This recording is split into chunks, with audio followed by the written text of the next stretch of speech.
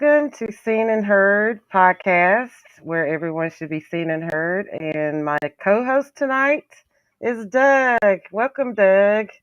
Hello. Hey, how's it going, Sharon? Thank you for inviting me. This is an honor. This is my first podcast ever being on a pod. I've never been on a podcast before, so this is It's an so much honor. fun. Like I'm still a newbie too, so it's like fun learning as you go. Though, Yeah. so How yay, many viewers do you have?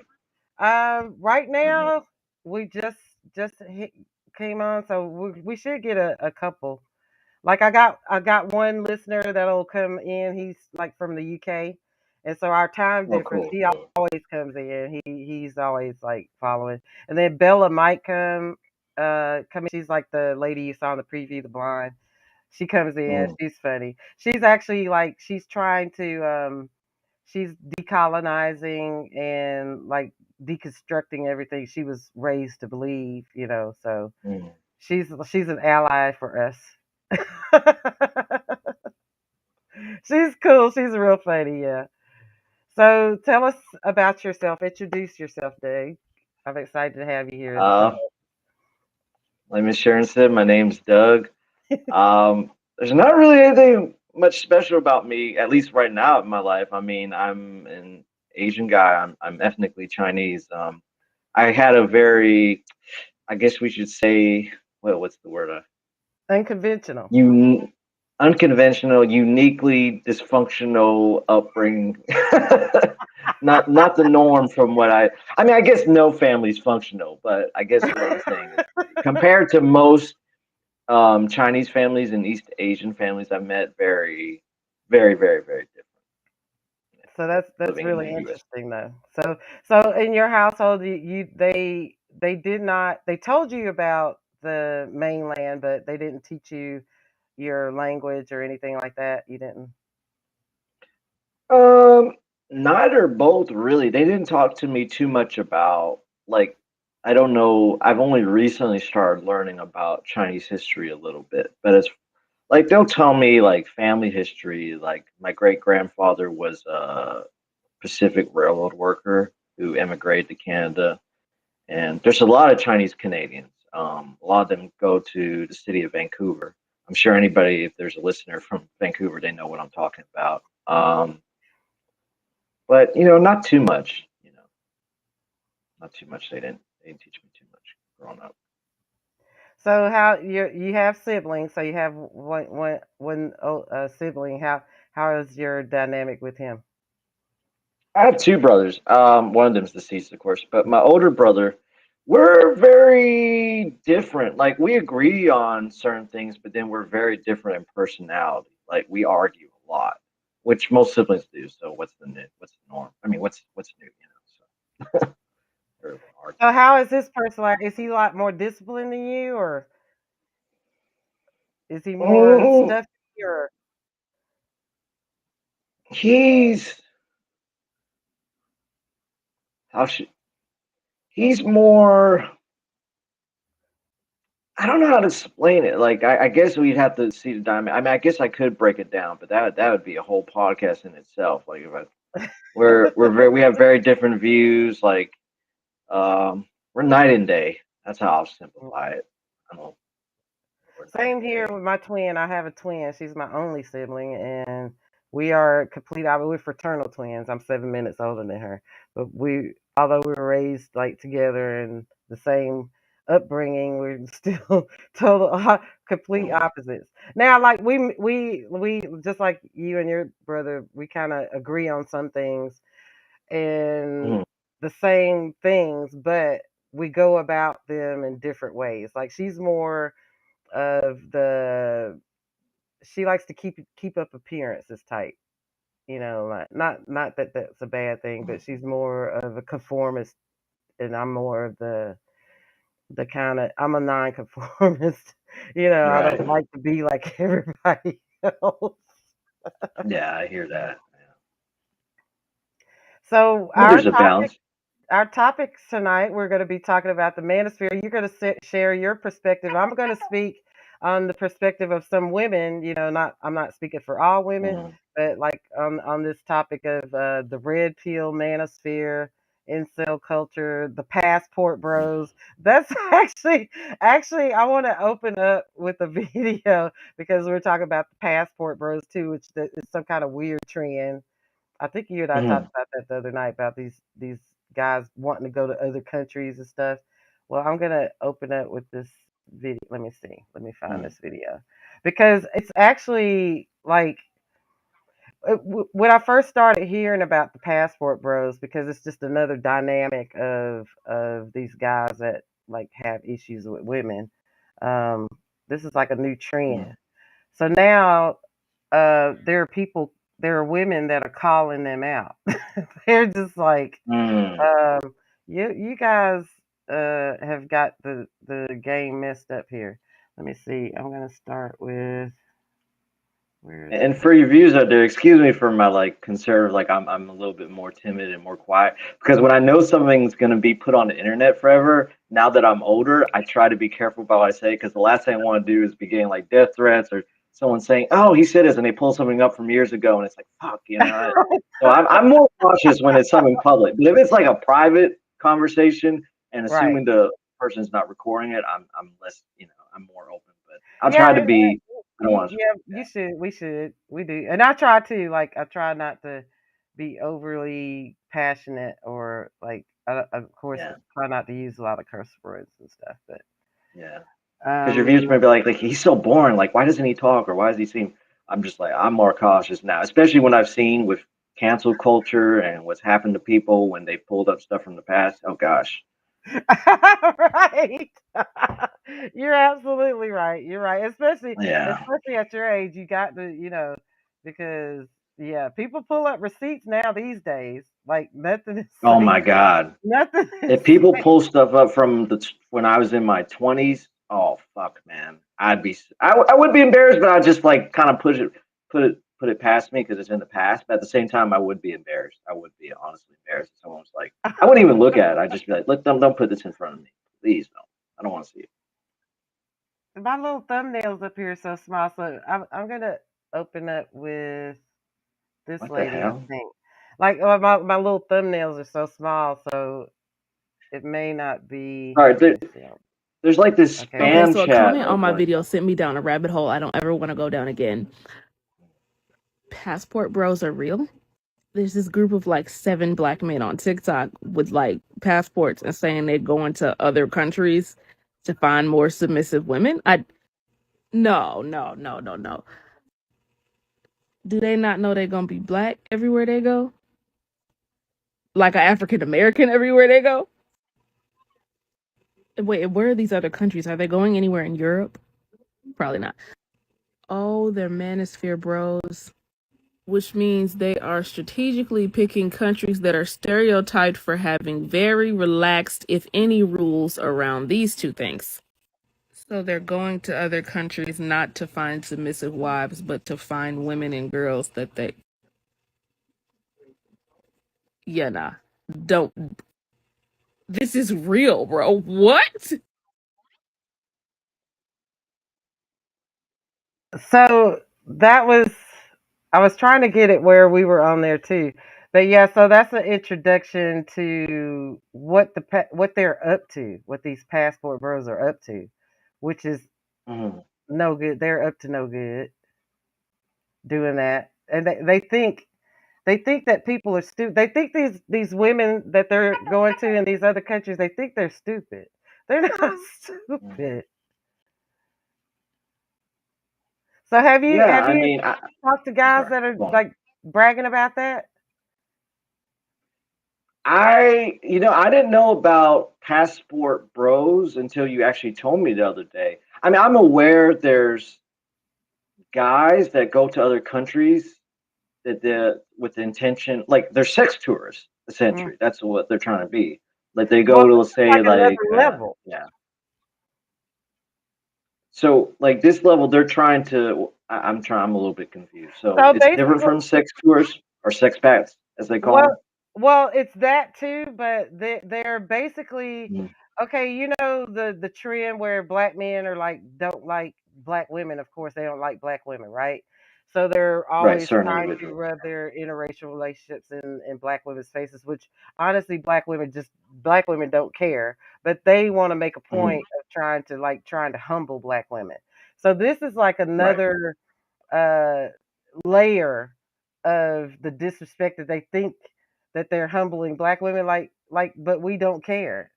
And now, but with what's happening, it's backfiring because other women are calling them out, which this is Mhm. let me see, this video here is one of the women. So the women that they prefer over black women, they're Mhm. calling them out. The white women, the Asian women, they're all calling these guys out. So it's actually backfiring. So let me play this lady's video here. I think this is the first one. I'm gonna play hers. Okay. All right. You said I'm forgetting it? No. There's a difference between starting an attack and a campaign on somebody and then defending yourself from an attack and a campaign against you because of certain aspects, right? So we can grasp our heads around that one. So, what you see a lot is black men will say that black women are loud, masculine, too aggressive, pick your fucking poison on things that they've said. And when black women correct them and stand up to them, then it becomes a fucking problem. It's kind of like women in general dealing with misogynists. We defend ourselves and it hurts that guy's feelings. And I see that you're going for the take of trying to like twist my words, but it's not going to work here. Because here's the truth and fact of it: the majority of white women are upholding a white supremacist system. I didn't misspeak. You didn't catch me in something. The majority of white women still uphold the old white supremacist cultures. And because white men need white women to do that, they don't bash white women the way the black men bash black women. So if you want to look at it as me saying white women are white supremacists, a lot of them do hold white supremacist ideals, which is why they vote consistently against their own interest. Did you think you were going to like make me bow down to you or something because you made a point? Because you didn't. Mhm.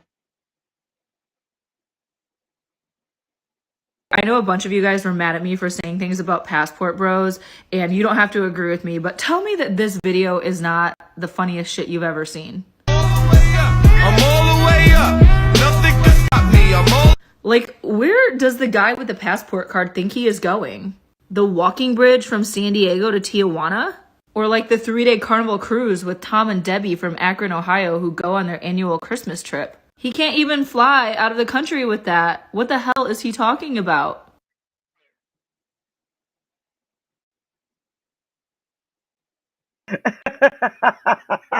So with the passport bros thing, it's lagging again for some reason. But is Okay.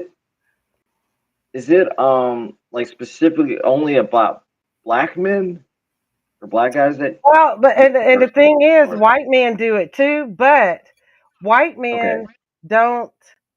They do it too because that's where the term mail order bride comes in. So historically, like right, white right. men when they were in the military back in World War II, all these movies where they called yellow fever. The term yellow fever comes from white men Mhm. going over doing that. But the Mhm. difference is black men are the only ones that openly bash women, the black women, while they're doing the same Mhm. thing. They're the only ones, and that's why I was trying to find this one particular video. They're the only ones, and this lady was specifically calling them out for that. They're the only community that does that. They're the only community that does that. White men don't bash their women. Asian men don't Mhm. bash their women. Latino men don't bash their women. Black men are the only ones that do that, and that's the weird thing about it. It's like a campaign, like that white lady said. It's like a campaign against, and that has to do with white supremacy because they are Mhm. trying to level up to. They know that they can't be like white supremacists, but they're trying to level up to the hierarchy to have what white men have, if that makes sense. Right. Yeah. it's like the idea that if you're a black man with a white woman, it's a status symbol. Right. Right. Exactly. But like I said, the problem and the issue is like black men women don't care. The issue is when they bring us into it and bash us to justify and validate their relationships. Like we have nothing to do with that. You know, it's interesting because like I think I told you the other day, I thought it was a thing only in the U.S. I didn't think it was like a global thing until I heard a guy. This was some years ago. I think it was on a radio show, and he was. I mean, I didn't see his face because it was over a radio show, so it was like him just talking. And said he was a black guy from the UK. He had a British accent, and he was comparing white women and black women. And he was saying, someone asked him, "Do you think white women are better than black women?" He said, "Oh yeah, totally, hands down." And he started going, down a list, a Christmas list of the reasons why he basically said white women are better than black women. And it was like a shocker thing because like even the host, because like they're like he was just very open, very vocal about it. I don't know if he said his name on that radio show. I don't remember the name of it or anything, but it's very surprising Yeah, because it's you're like right. I don't really think you would see unnecessary. It's yeah, unnecessary. yeah. Like you But said, it's unprovoked. It's yeah, right. Like we're just existing. And then we get all these videos like in our face like what did we do? It's like totally unprovoked and like unnecessary. I'm gonna pull this cuz I didn't think this lady's video I couldn't share, so I'm going to have to play it off the site. So, let me see here. I got to mute my mic. So I know a lot of these passport bros, and especially black men, are in my comments asking me why I'm talking about this. It's not my fight. And before anything, I'm a woman, so I'm always going to stand up for women regardless of race. And one thing that really bothers me about this is these same passport bros are the men who probably tried to hit on me in the US before they realized that we don't like them either. I'm from a town that really doesn't have that many Asian women, especially Asian women who look like me. Like I said, you guys, I'm adopted. I grew up in a white family in the Midwest, so I have no beauty standards from South Korea. I'm a thick woman. I weigh about 165 pounds. I'm 5'5", so honestly, the brothers like to holler, and they still do. Regardless of what some men in the comments are trying to say that black men aren't checking for Asian women. Yeah, right. Check my DMs. But anyway, pretty much every time I met a black man, he thought it would be a flex to say something like, yeah, I like my women foreign. I like my women exotic. And I don't know why they decided to say that to me, if they thought it would make me feel good or something, but for me, it's always a red flag. And so I would dig in a little bit further and say, well, what do you mean by that? Like, because I'm a white girl on the inside. My family is white. I grew up in a white community in a small town in the Midwest. So I might look exotic, but I'm Wonder Bread white on the inside. So anyway, whenever these guys would say this, I'd be like, well, you're about to be in for a big disappointment if you're expecting a submissive, docile Asian to take care of you. But it really bothered me when these guys would say, yeah, I don't like black women, because that's what it always came down to, that they didn't date black women regardless if they were black or not. And their moms are black, their sisters are black, their cousins are black. I'm like, would you say this to their face? That's weird. So I kind of pick and prod after I already decided, yeah, I'm done with this, I'm out, because anybody who says something like that just is an immediate red flag. But it always came down to the same stupid stereotypes that black men always have to say about women. They're loud, they're masculine, they don't know how to treat a man, they wear fake hair. So what? So what? You don't have to put down an entire race of women because you have a preference. And honestly, like, I've dated pretty much every race, every ethnicity. I'm Ms. Worldwide when it comes to dating. Only common denominator is black hair and dark eyes usually.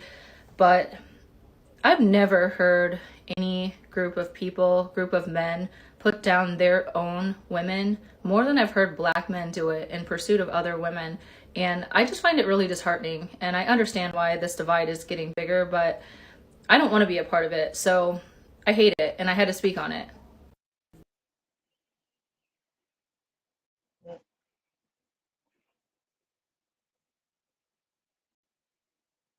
Hello? I can't hear you for some reason.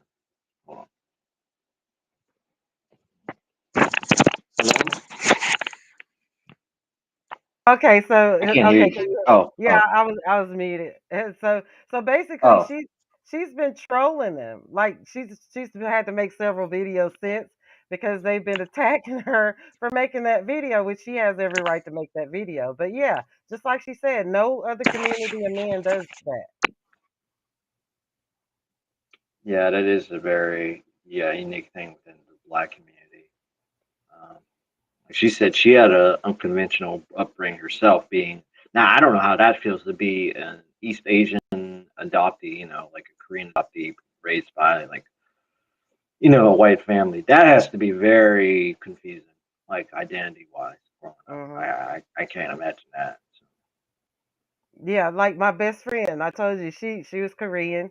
She was a white family adopted her when she was a mm, baby. So she grew up in mm, Alabama as mm. Oh but yeah, shit. yeah. So she's the one like I Yeah. visit her house and she was fighting with her mom. They would be cussing each other. That's probably where a lot of her anger comes from, because right, Yeah. everyone's angry about some part of their family dynamic, whether outsiders know it or not. But if Mhm. you're raised, I already had my own. I'm not gonna like talk about like I'm a 30 kids, but I already had my own identity issues growing up. Because none of my friends looked like me. My parents are Chinese, so but I didn't grow up like around other Asian people, so I never felt like it. But I knew it was very real that I wasn't like everyone else. Because kids, they make fun of you, Mhm. they say stuff to you or whatever, whatever. So I can't imagine if she's getting, let's say if she was getting picked on at school or she's getting treated differently, whatever. She can't go home.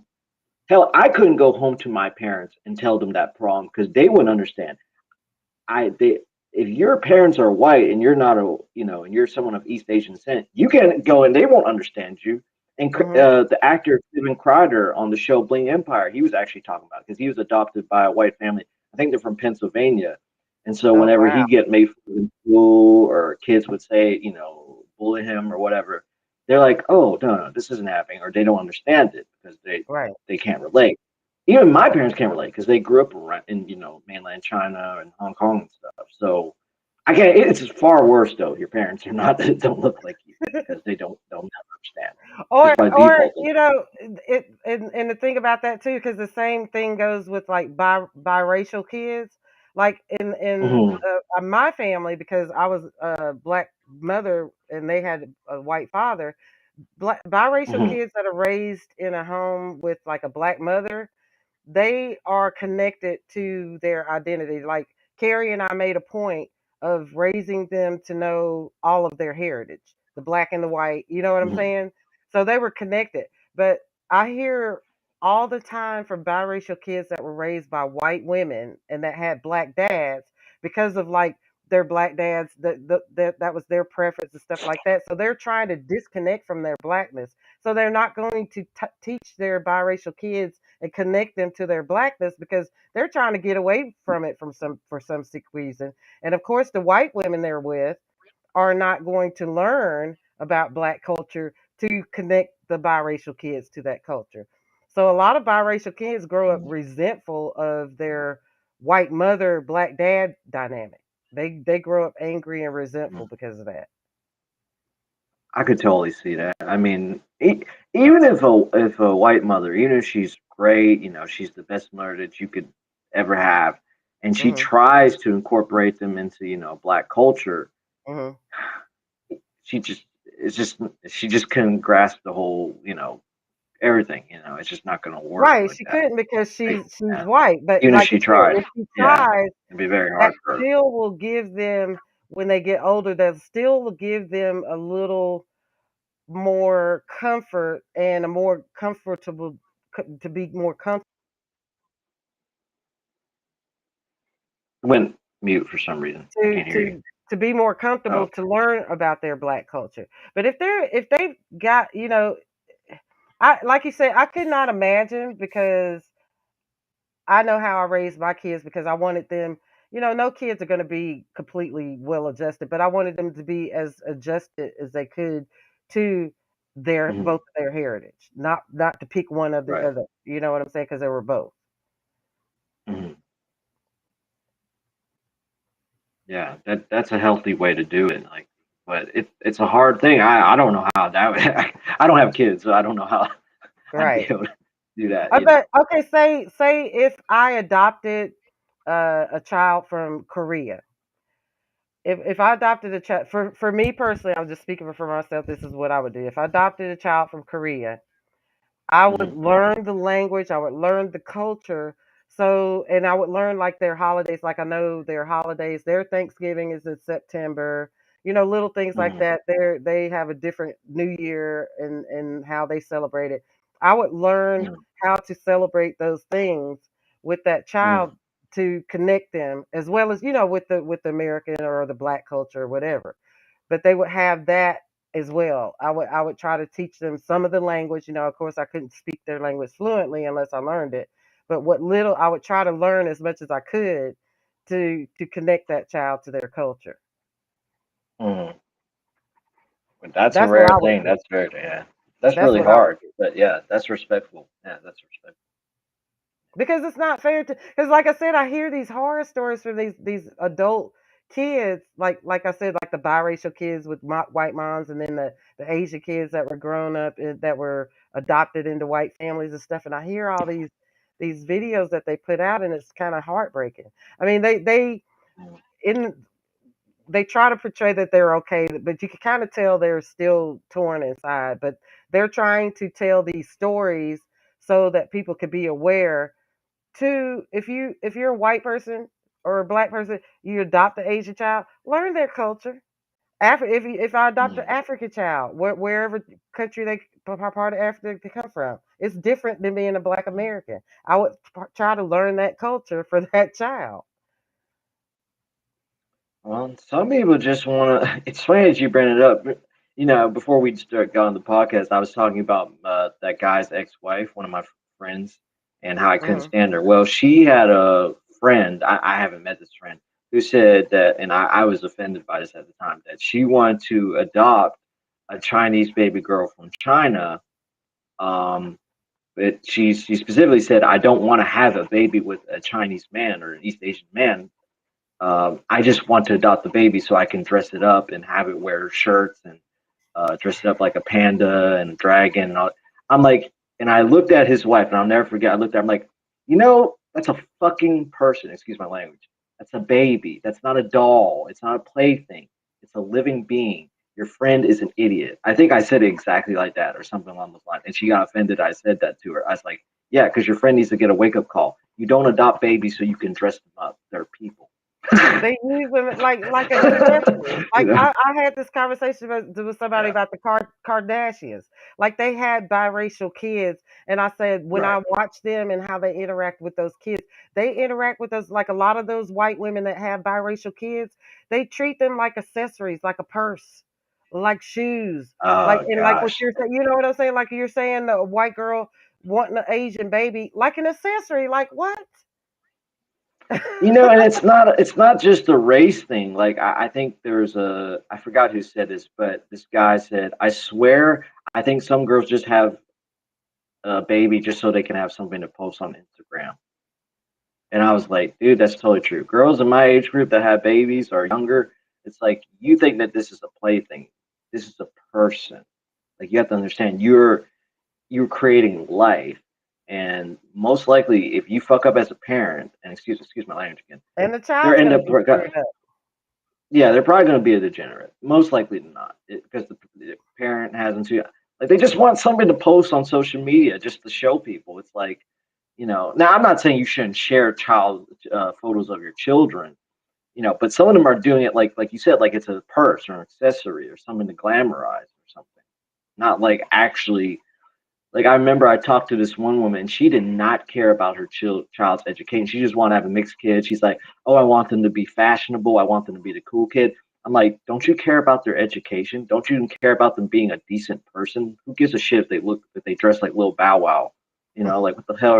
That's how she was talking about it. She's like, "Oh, I want them to be fat." She was like pulling out a catalog of how she wants them. I'm like, you would be a terrible mother. That's what I was saying to myself. Like, you'd be a terrible mother. You're not talking about their education. You're not talking about them, eating healthy or growing up to be someone, you know, of significance in society and changing the world. But like you're And just, not become a mass shooter, or yeah, a like you're not, psycho you're, yeah, or a psycho that's guy that crazy to calls me. his ex-girlfriend's mom, you know. Yeah, like, like oh my God. You know the first thing I did after all my kids were born, mm, I counted their toes, their little toes. I counted all their oh toes, really? make sure they had all their little toes and all their little fingers. Mm, That was like the first thing I did because I was actually kind of delirious after, you know, because it takes a lot of work to push a human out into the world. So I'm kind of yeah, I can delirious, imagine. right? But yeah, the first thing I could summon up the energy to do was to count their little toes. That's, see if they're healthy and all. Yeah. Yeah. And make sure But they're clean. what was the next subject we were going to talk about? You said it was going to be about you talked about the manosphere, the red pill space, Oh yeah, all these your little friend here. Let me pull this up here. Your little a friend friend. here. I gotta Oh get. gosh, I don't have too many friends. I can guarantee you they're not a friend Yeah, of your little mine. friend So, here. Let me pull up oh your gosh, little pull it friend. up. Hold on. I'm gonna see. I'm gonna see who it is. I'm curious who it is now. So 10 years from now, your daughter comes home and said, Kevin touched me, looked at me getting out of the shower. What happens next? The relationship would have to end. Huh? That's not something the relationship would end immediately. Because your daughter said I looked at her getting out of the shower. Why would that person need to be close to the bathroom to see her? Mm-hmm. That would be the thing. You have to defend your seed. You have to defend your child. Mm-hmm. But you also remember you got two of my kids. Mm-hmm. So that means I should never listen to it. That means I should avoid women like you because off the rip, your desire to defend your child blew up. You got two of my kids, and off rip, your protective instinct says everything, including those other two kids. Understood. Do you? Mm-hmm. No, I understand. You said the relationship would have to end. So what would you tell our two children? That's a tough situation. No, you said the relationship would have to end. But it would have to end because but what would you tell any of my kids? If I have 3 kids, 1 by someone else and 2 by my future But what I'm husband, telling you, what I'm saying is what we tell our two children. Your half sister stated this happened and this is not a comfortable situation and we have to part ways. You get the fuck out. You can get the fuck out. Because I'm not the one paying the bills. No, because you're not taking my kids. Mm-hmm. See, that's what I mean. Y'all act like y'all got too much power. It's not power. I'm really First of all, you didn't even. First off, you didn't even. I just said if she said it, you didn't even question whether or not the claim was there. Mm-hmm. Because that's your child. That's why I'm saying your child can never be an asset to anybody, because that's the bomb that's always there. Okay. Because and what could a man do about that? I could provide everything. We could have children, and automatically you're gonna jump off rip, go for your child. So don't ask me to treat your child like it's biologically mine when you be willing to blow up my biological children for something else. And kids can say anything. They can, but you have to protect your kids at all costs. Then and you have to talk. Then no. Mm-hmm. Then leave. No. See, I want you to understand that you have no empathy for men. It's about you and your kid. Mm-hmm. I'm somebody's child. Yeah.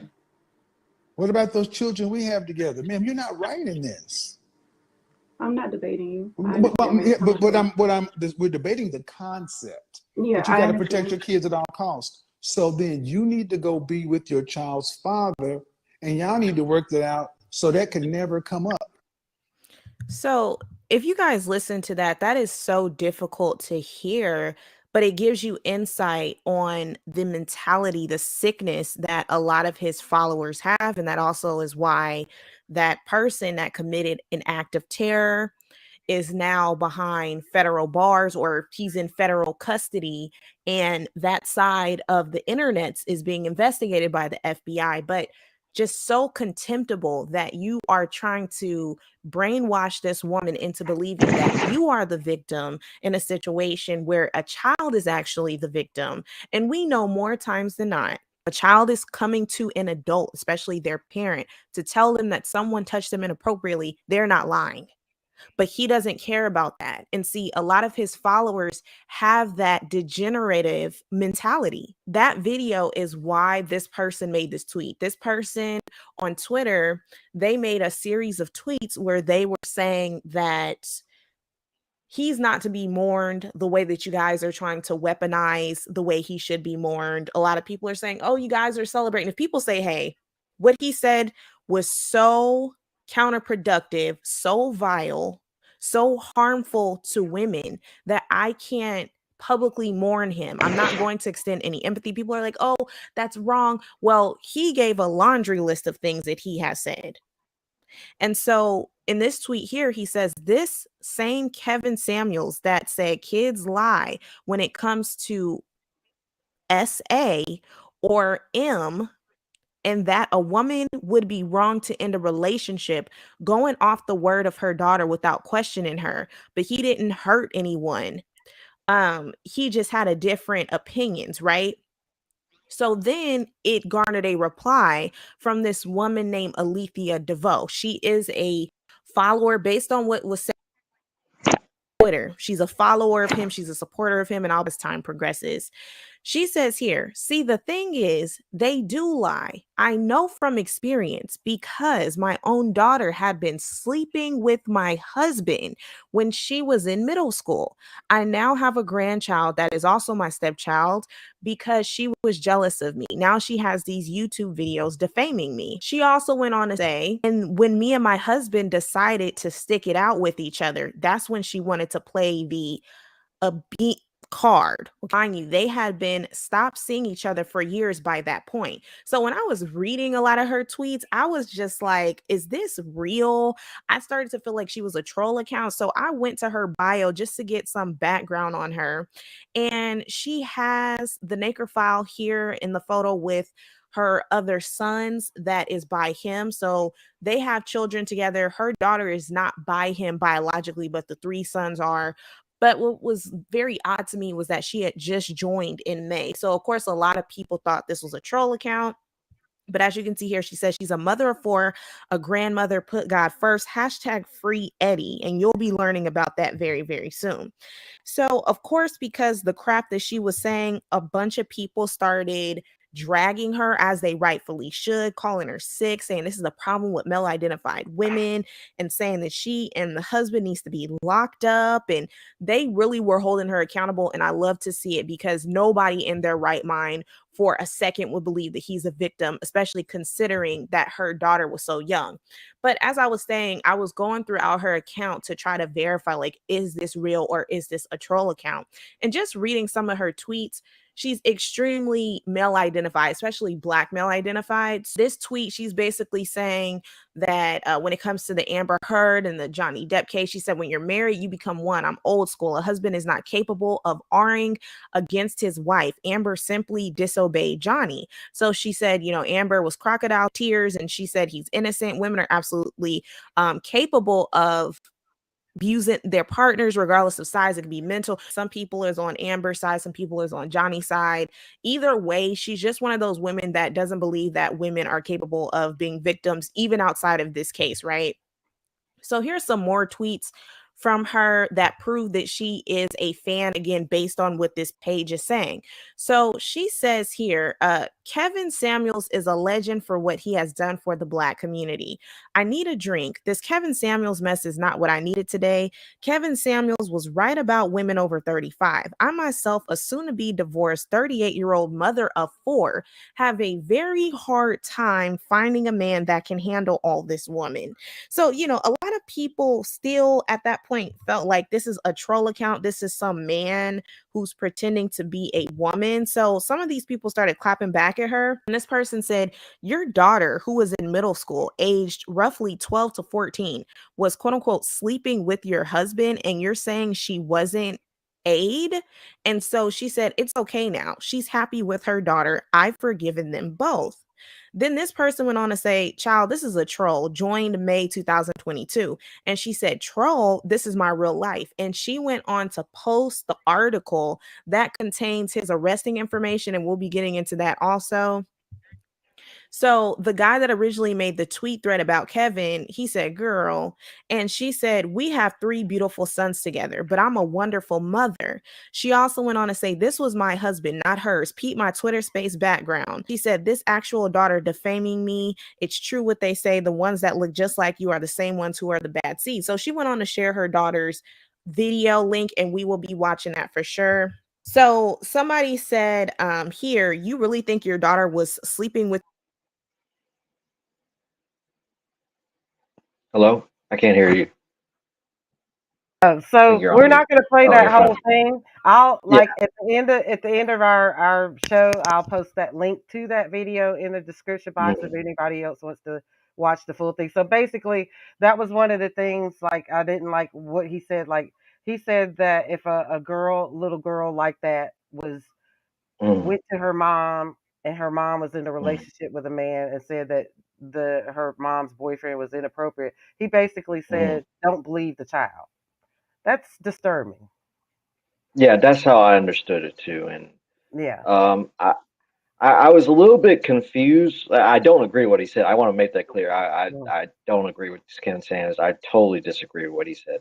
But the thing that was kind of confusing when he talked about, it sounded like he said like if it's a woman who has 2 kids by the first father and then 2 kids by another father, and it sounded like he was talking about them being split up because the second father getting accused of doing something inappropriate with the 2 other children from the previous father. Does that make sense? Did I get that right? Yeah. Well, That's what it sounded like. so he was kind of like, so say he and that lady were in a relationship and they had 2 kids. So, and she had a kid by another man.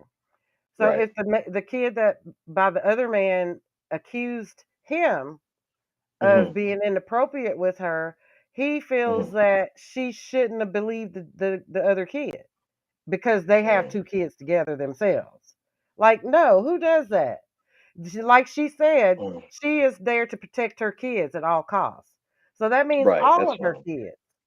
And that means getting all of her kids away from that guy that's being inappropriate with the child that she has with another man. It doesn't matter whose child it is. If you're being inappropriate with a minor, no, all the kids should go with the mom, especially if she says, like she said, it's my job to take care of my kids and protect them.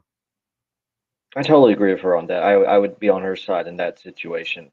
But With yeah, but Kevin, he was yeah, arguing with her about saying that she was in the wrong if she left him because of that and yeah, not it came leave that across child. like I'm sorry. Go on.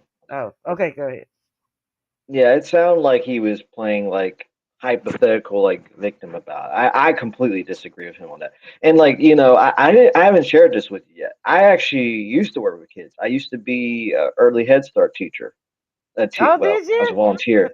Yeah, I used to work with babies, and I used to work at the preschool. I worked at a Head Start center here in Aw. a small town. I won't. And so I love kids. So like to hear like with women and men, I could see if you say, okay, I'm not always trusting what a man says or what a woman says, but a child, I'm much, much, much more inclined to believe what they say. Now, I told you about there was, in the rarest of cases, like there's this movie, and it was only told to me, I haven't seen this movie, like The Hunt, where there's a misunderstanding, and the girl's like, oh, my teacher touched me, but she didn't mean it like that, and it got Right. misconstrued. But in most cases, it's kind of like if you want to ignore like the vast amount of victims who've come forward as adults claiming that who are in the Catholic Church that had been molested by priests. I'm not saying all of them as victims now as adults are telling the truth, but probably the majority are. So in Yeah. cases where kids come forward, I would take the mother's side on that. Mm-hmm. But see, here's the thing with me and me personally. I can't speak on behalf of other guys. I wouldn't even be in a situation like that because I have no intention of ever being in a relationship or dating a girl with. Well, I say that back. I can date her, but as far as being around her children, I would be like no, like a woman with kids. Because as far as I know, I don't have kids, but I would not be in a relationship with a woman with kids because there's no. there's no benefit to that, in my opinion, as from a man. Vice versa. If a man has kids and you're a woman who has no kids, you have no benefit being with him when he has kids from another woman. It just doesn't make sense. Why take on that, load? But no, Okay, I completely disagree with him.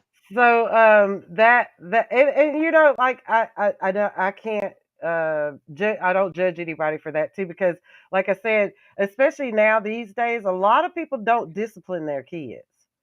And I wouldn't want to be in a situation where, because like I disciplined my kids, you know what I'm saying? I Mm, disciplined my kids as best I could, but they got disciplined. mm, mm. And the kids today, I've been in the grocery stores and little kids screaming at the top of their lungs to their parents, "I hate you, I hate you," because they would get them in the Bad as chips hell. or candy at the checkout out. Like that, Yeah, that is like one of my pet peeves. Like that just is like somebody scratching nails on the chalkboard to me, and yeah. the parent not doing anything about it. Like let the child just disrupt like that. Like no, and that's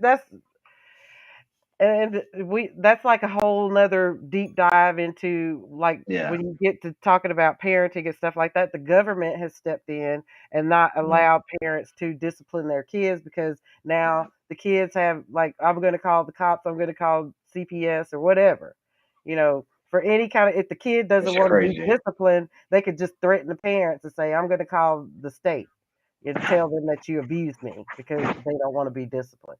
So yeah, the government's kind of messed things up on that. But like abuse and discipline, that's two different things. So I discipline Totally. my kids. So But on the subject of Kevin Samuels, because you were joking saying that he's like my little friend, obviously, I'll I never got meet him. another one of your I, friends pulled up too. oh God! But with Kevin Samuels, that's my first time seeing that clip. I heard about it, but I've only heard about it, so I didn't know if it was true or is legend. So to hear what he said, no, I don't agree with him with that. And So that the was only footage like that, one yeah, example. Like I said, I'm only gonna one play a full example, yeah. thing, but that was just one I example. don't, yeah, if he's talked about it on other occasions, but the stuff I've seen of him, if you look up his YouTube channel, you can go and look on it right now. His earliest stuff is him about reviewing colognes, and then he talks about how to build yourself up as a man, both financially, Yeah, I remember physically. all. I So remember that. there's certain advice I like that he gave men, and I think that's what most men gravitate towards. I could be Yeah, wrong. but I he don't went off agree with the his rails views. though. Yeah, I remember his early days, what he did in his early days. But yeah, he morphed into, because the thing was he wasn't making that much money. But Right. once he got into the genre of bashing women, especially black women, that brought him money. Mm, So that's where the problem came in, because he kind of spot, like, men were listening to him and following that rhetoric, whether he meant it or not. um they listened to that, mm, and then they ran with it, and now there's like these, like, I've got these other videos I'm gonna pull up too about the examples mm, of that. They're basically his legacy. These mm, male podcasts that are bashing women, and specifically black women, they are spawns mm, of his legacy. That's what his rhetoric did. mm. Those guys and their Mm. podcasts, negative podcasts, are spawns of his legacy. He Here's one. Huh? oh, go on. I'm No, no, go no. Go you ahead. you can go ahead. I No, was no, no. gonna say because what? Because this is your other friend. I got queued up. Oh gosh. But with Kevin Samuels, I was just gonna say he there's a lot of nuances there, right? Because I think there was videos where he clearly, like disrespected a woman. Like I said, he calling her saying she could be like a football linebacker with her weight. This just insulting her for being overweight.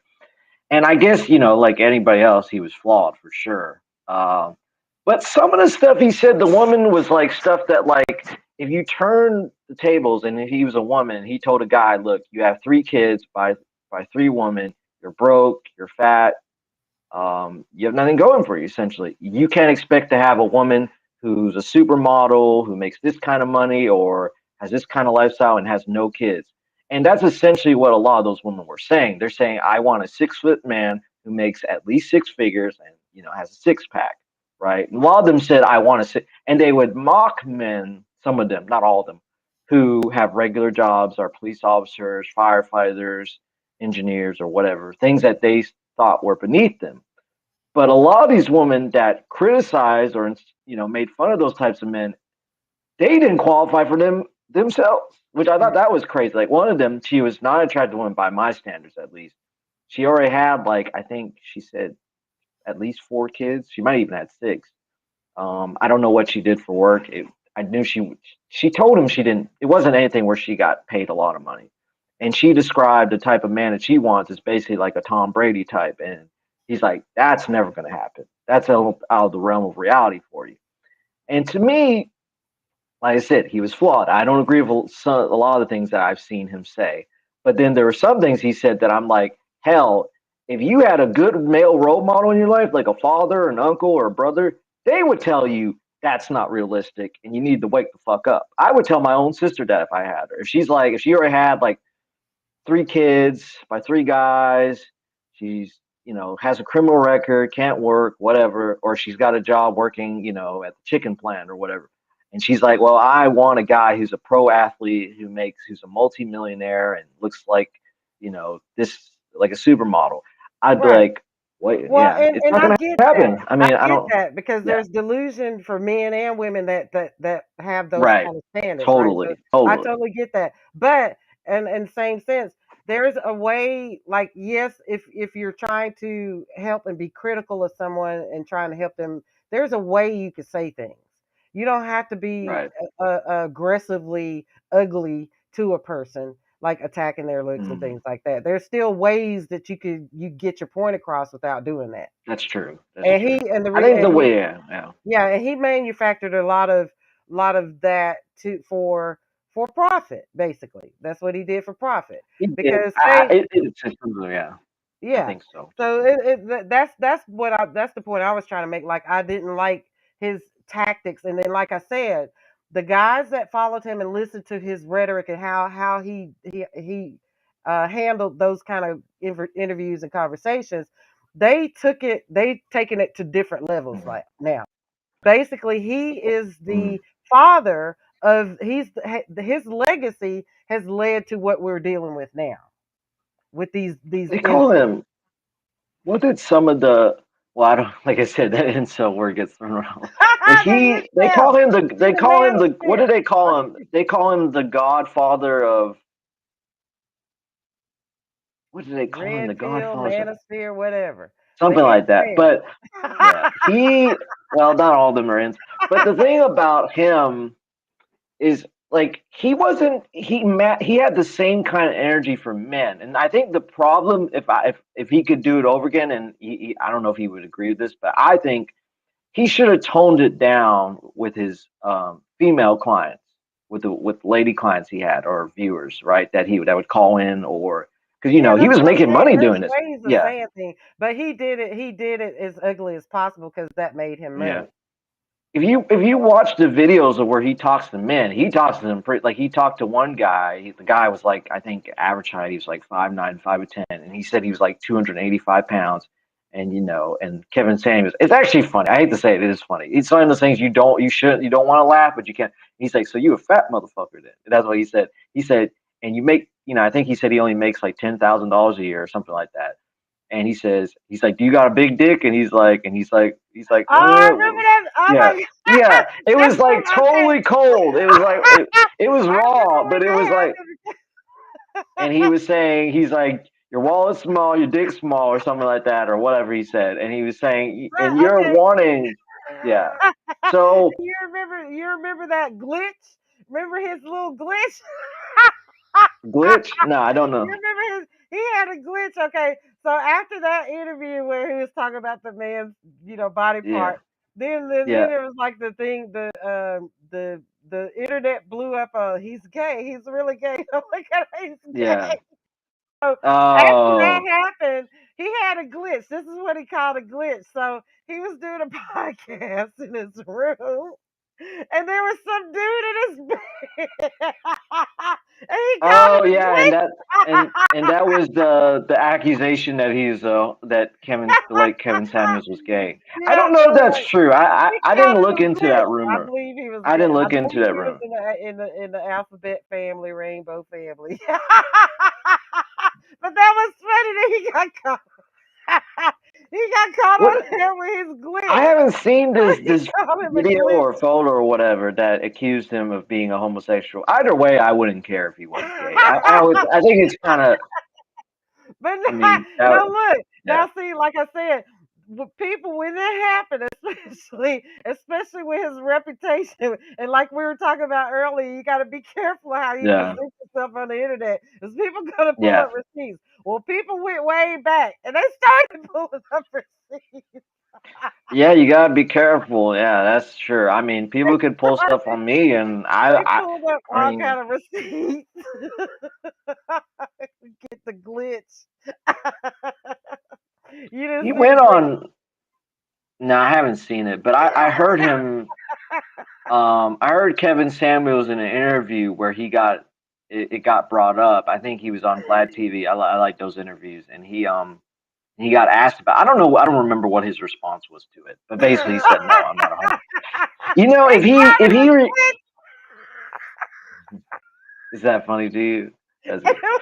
was You, hilarious. you know what would be interesting? Like his reaction to him being accused as homosexual was pretty calm. He's just like, no, I'm not gay. That's it. Like now, if he got all emotional and got all angry and stuff, then that might be the case. Either It way, did I not wouldn't care matter. It anyways. didn't matter even at that point. He had a Yeah, glitch.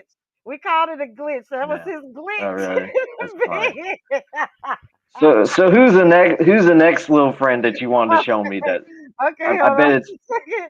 Let me I get can my. only guess. I forgot Is about that that funny? glitch. It was hilarious. It must be funny. Maybe I need to see it. It Those was, yeah. photo or video. I'll pull it I need up to see it. when we talk later. Yeah, it was Okay, freaking hilarious. I gotta get my breath that's because funny. that was funny. We called it his glitch. That's funny. Okay, hold on. Let me pull up your other friend.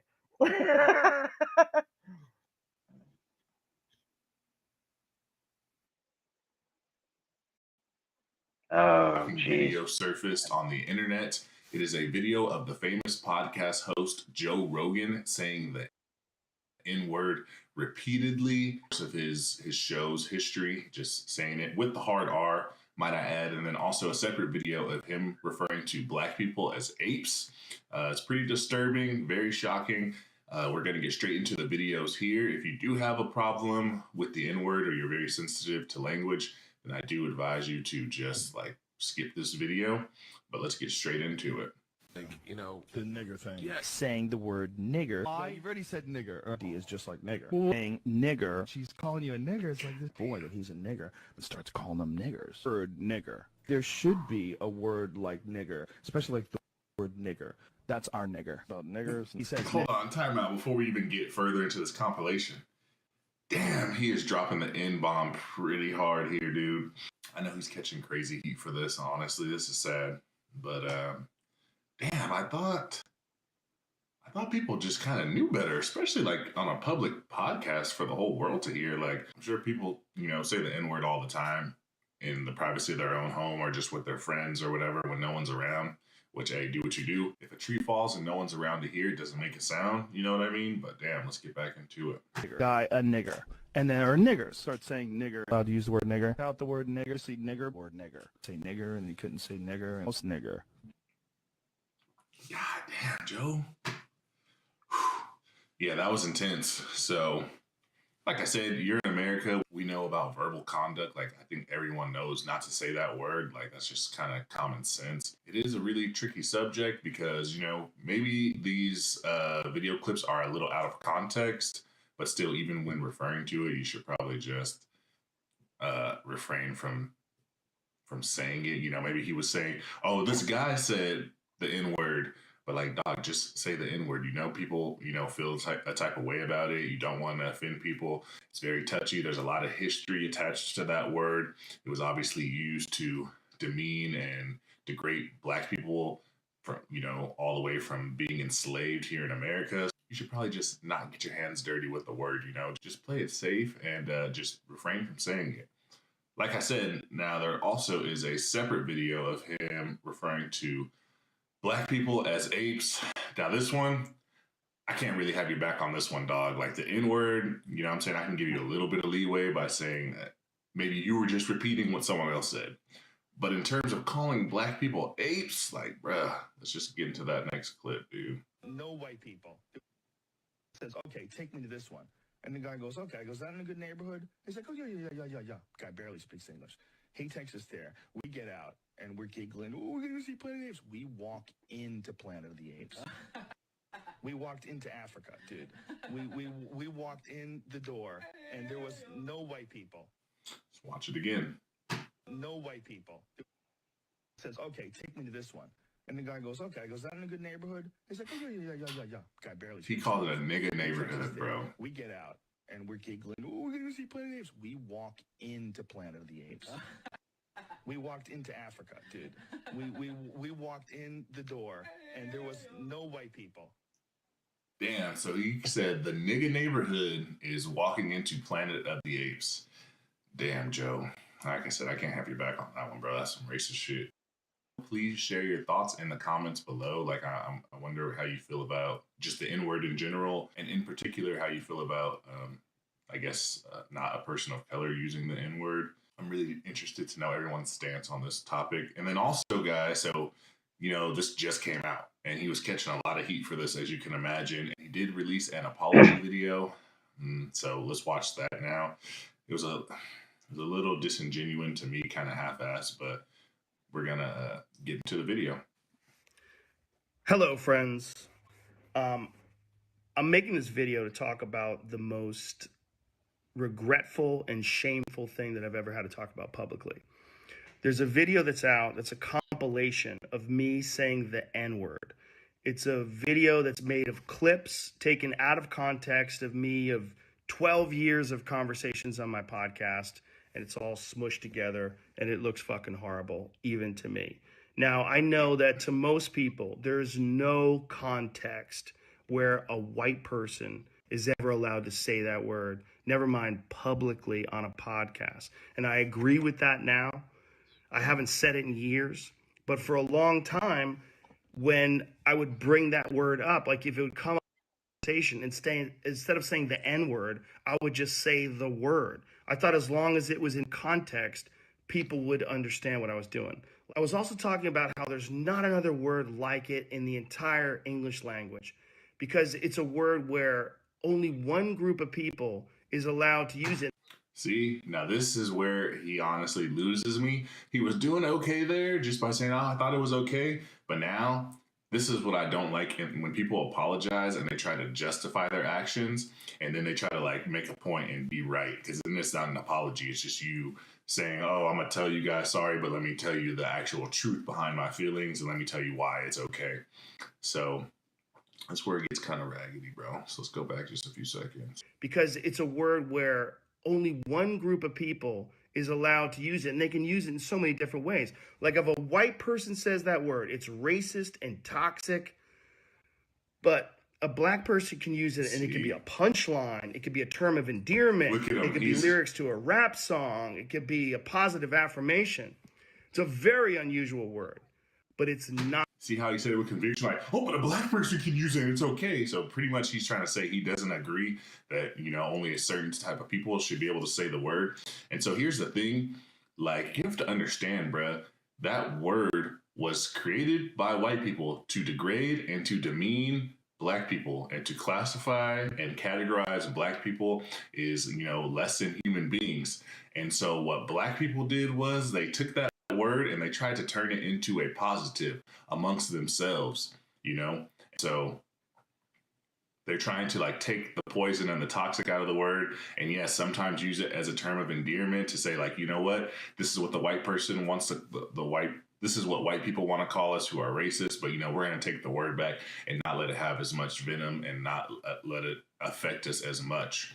And so that's the purpose of like why they say it. And obviously coming from a white person, when, you know, it's been historically used as a racist term from white people to black people, then yes, it does not have the same context and does not have the same connotation. Is it right?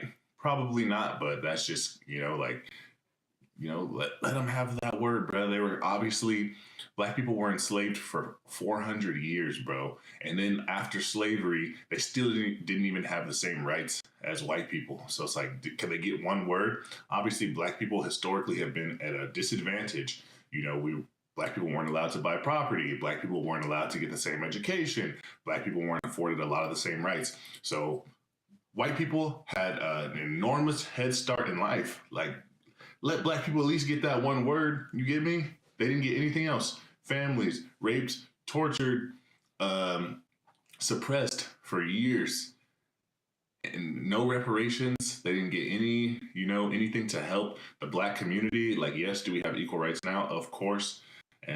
But still, we're at a significant disadvantage, right? Like I said, other cultures in this country, other races in this country have had a huge head start, so obviously it's not as easy for black people to have generational wealth. So we don't have the same opportunities as like white people. I'm not trying to harp on that and make it a whole racial discussion, but let's just get back to the apology video. Not my word to use. I'm well aware of that now. And there's another clip that I have to address. There's a clip from 11 years ago. See, this is what I don't like. Trying to say the time frame. It was 11 years ago. Like, bruh, you just said it. Stand on it. It doesn't matter how long ago it was. It doesn't matter if it was yesterday or 10 years ago. The fact is you said it. So if you're going to apologize, just apologize. You get me? Like, you don't need to try to give a bunch of context and toward the story and why you said it. Just say it was wrong. Say you're sorry. Own up to it. Just take it on the chin and just move on. But now he's trying to say, it was 11 years ago. I was telling a story on the podcast about how me and my friend Tommy and his girlfriend, we got really high. We were in Philadelphia and we went to go see Planet of the Apes. And we didn't know where we were going. We just got dropped off by a cab and we got dropped off in this all black neighborhood. And I was trying to make the story entertaining. And I said, we got out and it was like we were in Africa. It's like we were in Planet of the Apes. I did not, nor would I ever say that black people are apes, but it sure fucking sounded like that. And I immediately afterwards said, that's a racist thing to say. I deleted that whole podcast, but obviously somebody made a clip out of it and taken out of context. It looks terrible, but it looks terrible even in context. It's a fucking idiotic thing to say. And I was just trying to be entertaining. I certainly wasn't trying to be racist. And I certainly would never want to offend someone for entertainment with something as stupid as racism. My sincere and humble apologies. I wish there was more that I could say, but all of this is just me talking from the bottom of my heart. It makes me sick watching that video. Well, everyone, there you have it in the comments below. Please share your thoughts about this situation. If you haven't already, please be sure to subscribe to the channel. Don't forget to like this video, and I'll see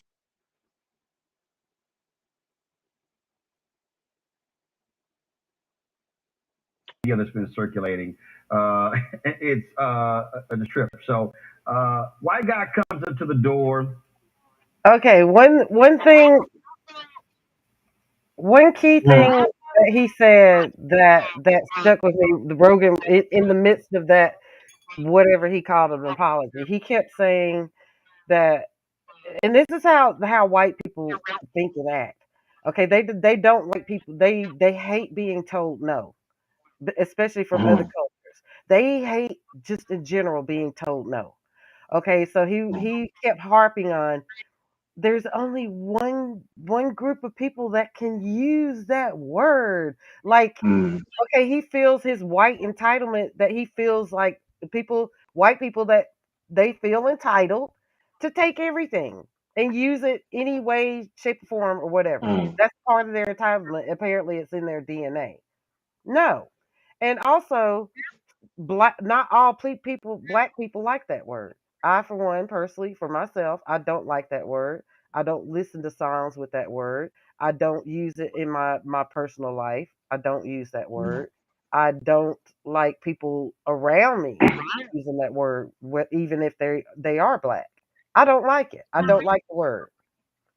But like the gentleman said, some people in the culture are okay with that. I, for one, am not.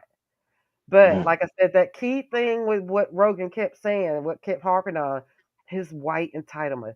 Only one group of people can use that word. Why can't we? You see what I'm saying? Like he was just oozing that entitlement. Well, I saw, because obviously it got so much media attention. I saw the videos about him using N word out of context and not saying with the stress of the R. So I knew about that. I saw part of the apology. It wasn't like, and I told this to all my friends or anybody who's a fan of his podcast, and of course me not being black, I'm like, I don't think I should really have much opinion on it because it doesn't affect me. It's not right for me to say, well, who should or who shouldn't be offended by it. Now if you ask me, that's different, but I don't think that my opinion holds so much weight. Even though he did, because like, say for me, right, I grew up in Alabama. I have a lot of mixed friends. Like a lot of my friends are white, a lot of my friends are black. And when you're in your close group circle of friends, they can say some like stuff that you wouldn't say publicly that's funny. And it's like, I think we were talking about this guy talk is very different. Like I have a close friend, we known each other since 6th grade. We're like brothers, and we would make race jokes to each other. Like, like I remember in school, I went to school once in a suit and they said, Doug, you about to open up a buffet? And I said, I know you just did say that, or they'd make fun of, like the way my dad talks or something. But I guess you can do that with close friends because they're not doing out mouths. Just like I had a friend, he was going through the fridge. I said, we don't have any fried chicken in there. And he's like, he started laughing. Like it's stuff like race humor that it's only That's not a when problem. you're. That kind of thing is not it's a not problem. right, But the N word though, it's just like, what is the deal with that? Just that one word, like. Yeah. And here's another thing I'll be honest on, and because I'm not one of those people that's gonna like, oh, and I've never used the word, it's not. Yes, I've used the word with close black friends, and they've allowed me to use it, but I don't use it more. As an older adult, I just don't use it. Like, I have a friend right now. It's funny. I won't say their name. She's black, and she uses that word, and she uses it with an R. She doesn't just say with an A. She also with R straight because she'll say that because. And I'll just be like, I need to hang up on you. I was like, thank God I don't have you on speakerphone because then they're going to get the wrong idea about me. And she'll say that because, like, not that she hates other black people, but she'll refer to black people she doesn't like that. And I'll be like, and I was like, you got to stop talking like that. I straight up tell her that every time. I'm like, you're looking at, like, because sometimes I'll be in public and, like, I'll forget my Bluetooth on and I'll turn it on. And sometimes I'll hit speakerphone to talk because it's just convenient. And I said, thank God you've never said that when I'm out in public because people are going to be like, what? And they're going to be like, who the, like, do you condone that kind of thing? Are you friends with people? And then they don't know she's black because she's on the phone. Not that that makes it right for her to say that, but so yeah, I have, like listen to rap music, especially, you grow up, in Western culture, you Yeah, listen to when I was rappers like, younger, yeah, but I don't now. yeah, me not so much. I mean, but yeah, Joe Rogan's apology wasn't good. Um, Personally, my opinion of him is he was definitely wrong. I mean, whether he used it in a different context, I mean, for. I guess I'm kind of not too surprised because he's in what? He's in his 50s. He's an older guy, and he's from Boston. So he should know better, especially at that age. He should know Oh no, better. no. What I'm trying to say is like if you're from Boston, which is a predominantly white city, that's how a lot of white people up there talk about black people and other people. I'm Yeah. not saying that he's. But with that being said, and it's just my opinion, like He I said, still I don't knows think the it's general consensus all over the country. right. Yeah, he knows that. He's Yeah, not you're right. isolated. He's not on an Yeah, island. I think he thought it was. I think he thought that it was safe to use it, and it's like a progressive move or whatever, or very something that's progressive. Like, oh, you should, in the future, be able to use this word because it's in this context. That's and I could be wrong, but with all that being said about Joe Rogan, a lot of people don't notice. I didn't even notice until I heard about one of his daughters, his stepdaughter, she's biracial. Did you know that? And slave owners had biracial Yeah, kids. yeah. No, I'm just saying I didn't know that. So for him to say that on his podcast, knowing he has a biracial daughter, that kind of surprised me because I figured he would know. You know what I'm saying? You would Yeah, think by see, default. that's what I'm saying. It's in their I'm kind DNA. of They surprised by don't that. care. They have no respect. People like that have no Mm, respect because I have to stress mm. that. Of course, I know not all people are like that. Obviously, my Got late husband wasn't like that. He was one of those white people that wanted a T-shirt that said, "Even white people are sick of white people shit." That's the kind of white guy he was. He was. it. He was from Queens, New York. That's funny. Oh, really? That's where he's from. Yeah, he's from Queens, New York. So he didn't like eating chief either, Mr. Orangutan. But Mm. yeah, but yeah. So Mm. so that makes it even more egregious, because So what's? I'm sorry. Go on. oh no, what ask me. What I was going to say is what I thought was very interesting. A lot of black celebrities that know him personally came to his defense. I don't know if you saw that. A lot of them came to his defense because they know him on a personal level. And me growing up in Alabama and seeing and hearing how white people talk about black people and black people talk about white people, I tend to judge a person more so on their actions. That's what I tend to, because you know, you can be all friendly to someone, smiling in their face, but what are you like? What are your actions towards them, or when they're not around? That's ultimately how I judge someone now. So for a lot of these black celebrities, a lot of them, you and I know, to come to his defense, saying, I know Joe, yeah, it was stupid, and we don't agree with what he said, but we know, what is it, to our hearts and hearts, basically, that he's not racist. Personally, and so I guess what I'll sum it down to is I don't think he's racist in the sense that he's like, terrible, like, oh, he's gonna go, attack a black person, or he's a bad. I think what he said was racist, but I think his character, he's not a bad guy. But I could be wrong. I don't know Joe Rogan personally, but I've listened to enough of his podcasts and enough of his guests because he has a wide range of podcasts. I mean, doesn't matter about the race. He just cares about, are you interesting, and are you someone who can talk about stuff that, we can click on. So I don't think he's racist. I think what he did was a stupid mistake. His apology was not very good. I didn't listen to the whole, but I only heard part of it before, kind of like a snippet. So to hear the whole thing, it was not a very good apology. I'll say that. I think he could have definitely chopped it up and cleaned it up way better than that if he was trying to be sincere.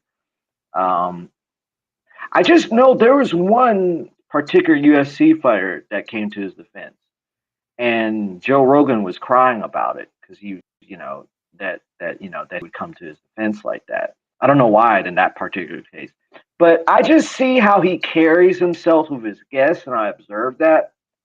What if he did, like, does he treat his white guests different from his black guests or whatever? And to me, he treats more or less everyone the same. Now, he does have an element where he does kind of come across as bullying certain guests that disagree with him, especially about weed. Oh God, that dude! If there's any color that he defends, it's weed, like green over black and white people. If you say something negative about weed, he's quick to jump on you. From what I've seen in the podcast, which I still don't get. But with that being said, it was wrong. I agree with that. It wasn't right what he said. His apology was not very good, but does he deserve to be forgiven? Not my call. Not my call. I feel like Well, that's for the and black community to give I could that. care less. I could care less about Yeah. him. But as far as like hearing my perspective and how I feel about it, it, it even with those But black you have the people, most fair perspective. Yeah, you're a black person in America. You but deserve to have a perspective even on those black people that come to his defense, the way I feel about that, of course they are. It's especially they were black men that did it that came to his defense. Well, they're going to suck up to him because, like I said, like we were saying about these colorist black men, they're trying to get themselves into a position to of white supremacy to get a little power, or status or whatever. So I don't think highly of those guys either, because they're going to allow him to call them that to their face. you know, especially a white guy, I'm not gonna allow a black guy to call me that to my face. Like when I hear Snoop Dogg saying it numerous times, I turn him off. I don't want to hear it. You know, As far as I'm sorry. That's just personally for As me. far mm, as far as I know, I could be wrong. I've never seen Joe Rogan say it to like in person to one of his black guests, but that might be worse because if he only says it when his white guests are around. That's where it becomes an issue because I guess he feels that I agree is wrong. Like now that I think about it, he shouldn't like if you're gonna say it when you're right because some black people, not all, get the permission to be like, hey, I want to hear you say it. I've actually heard some people because they think it's funny. They think it's entertaining to hear a non-black person say it. And like when I'm texting like a close friend of mine, like I said, I won't say his name. He's black. He went to school with. You know, he'll text me something funny using the N word. You know, but with an A, not with an R, of course. And I won't lie, I'll just dead laugh because it's something stupid. Right. And it's just craziness. But yeah, you know, my feeling about Joe Rogan, like I said, it's not my call whether he should, you know, like I'm not the emperor of black people, obviously, so I can't be the one to be like, you know what, he's free And to I'm get not the either. I'm not speaking for all No, black people. right. I see there's plenty of black people that don't agree with what I'm saying. They'll be like, Yeah. oh, she's old fogey, whatever. Call me whatever Yeah. you want, but put miss in front of it. You know, I always thought it was weird when people say something racist, like specifically about black people. It's like, well, what are you going to do to redeem yourself? And they're like, well, I'll go kiss a black baby in Africa or something. It's like, why would you do that? Like, why? I don't even want to see anybody kiss a random baby because I think that's just creepy. I always thought that was weird. You ever thought that was weird? I always thought that was weird when like they show Bill Clinton, he kissed like a black baby. I don't want any dude kissing my baby. I don't like, you know what I mean? I'd feel even awed by a male relative kissing my baby because like, you know, like why would I want some man who I don't know kissing my baby? Right. I always thought that was weird. Isn't that weird? I don't know. I know it's kind of a little off topic. Well, I never got the whole. it is, especially like considering like there's a lot of creepy creeps out there. Like, you know, you can't who Yeah. can you trust, you know, because there are Catholic priests that are creepy creeps.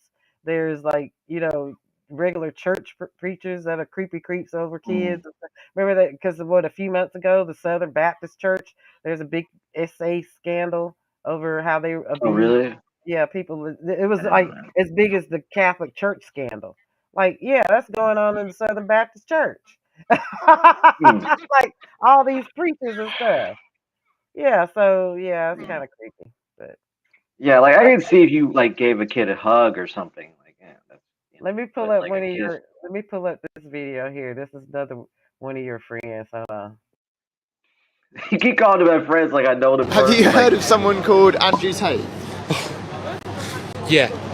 What are your thoughts? I think it's fucking dick. Sorry. It's just your classic, like, 2022 attention seeking, like, look at me, like, shock value bullshit. I think some of the stuff he says is just, like, so derogatory and unnecessary and creates a culture. You know, young kids see that on social media and feed into it, and it gets into their head and it affects the way they look at women and think about their behaviour with women. I just think it's just bad for everyone involved.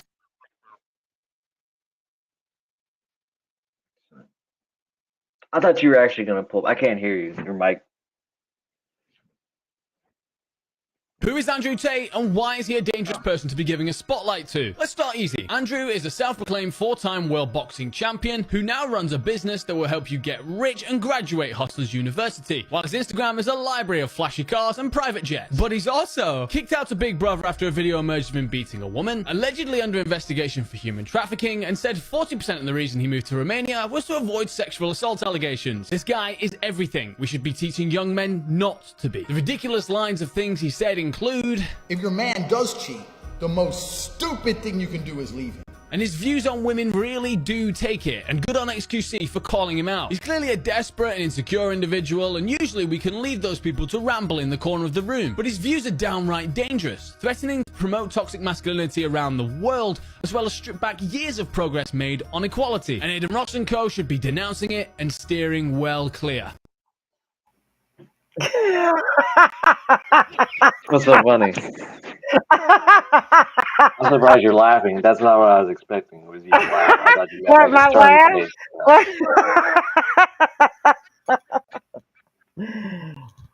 Yeah, okay, and he's not the only one. Hold on, I'm not done yet. Hold on a second. Let me pull this troglodyte up. Let's see, that's not the. Let me see. I can't see these. I actually wanted to hear his theme music because I know the theme song. I actually like that theme song that I Andrew don't Tate know has. nothing about Top it. G. I don't know nothing about the It's theme a nice song. French song. I like that song. It's a good song. I don't know nothing about that. Hold on a second. Let me. Have you heard his song, the Top G theme song? Well, it's not actually called, but it's I his mean, theme song I'm they sure use. I heard it and I didn't know what I was listening to. It was in French. The woman has a very beautiful voice. She sings it really well. I've heard her sing it live on YouTube, and it's a really nice voice. I thought I I don't had. understand a word she's saying, of course, but it's really nice. Oh wait, I think this is it. Hold on a second. I actually think that song should be in a John Wick movie, one of the John Wick movies. I think it'd be perfect for when there's a shootout. That's just my opinion, but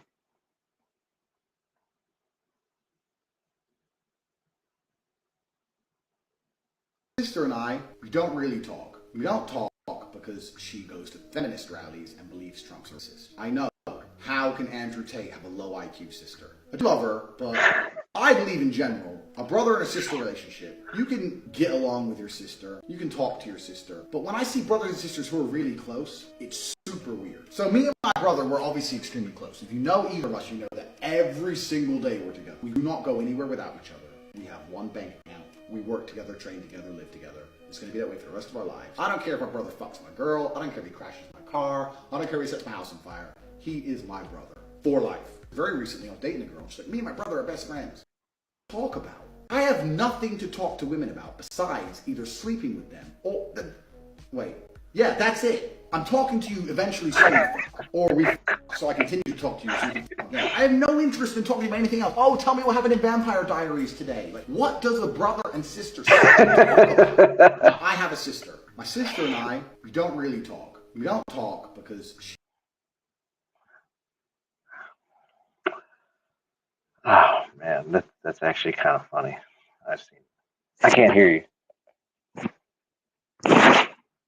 Oh. That's actually kind of I funny. was like, he's a troglodyte. What does that mean again? I gotta Google that troglodyte. A troglodyte. It's like he's a Neanderthal. A person who lives in a cave. I wouldn't describe him as that, but no, it's funny. I'm not gonna lie. I've seen a lot of Andrew Tate's videos. I don't. As a matter of fact, I probably disagree with like 70% of what he says about just random things. But usually it's stuff that's insignificant. Like he says that, like, why would you eat sushi? There's no power in sushi, But then I realize it's just stupid. It's just for shock or not even shock value. Some of it's just entertainment. It just sounds funny the way he tells it. But his That's weird. Like that kind of like that girl, like the way she was reacting. Women don't think that's funny. Actually, like I said, we think that guys that like Andrew Tate's and Kevin Samuels, we think that's a red flag. That's just a red flag to us. It's funny because I'm not too keen, but when he was talking about, the only time I talk to a woman is, basically only for sex. I mean, I don't know if he's doing that for shock value or he's serious. I think there's it's a bit of both. I think he's saying it because probably in someone in his position of power, he probably does only talk with women of detention and sex because he doesn't need their business. He doesn't need their money. I mean, what does he need? I mean, the guy's a multimillionaire. You know what I mean? Here, I'm gonna pull these guys up. Say, like, okay, so these guys I'm getting ready to play. They're basically kind of like what we're saying. They're the legacy of Kevin Samuels has spawned like guys like this, like Andrew Tate and these guys here. Like this is a fresh and fit or whatever they call Oh, I know these two guys. Brittany Renner absolutely destroyed the guys from the Fresh and Fit podcast and left them speechless. Make sure you watch to the end.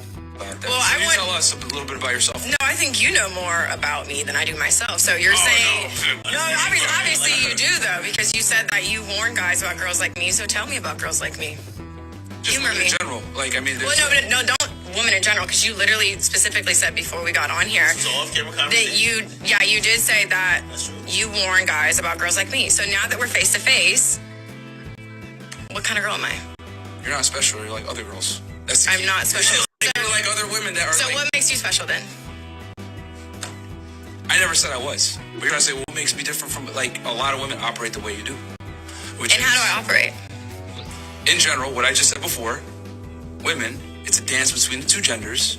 Men are trying to get sex. Women are trying to get resources, time, attention, whatever it is that they're looking for.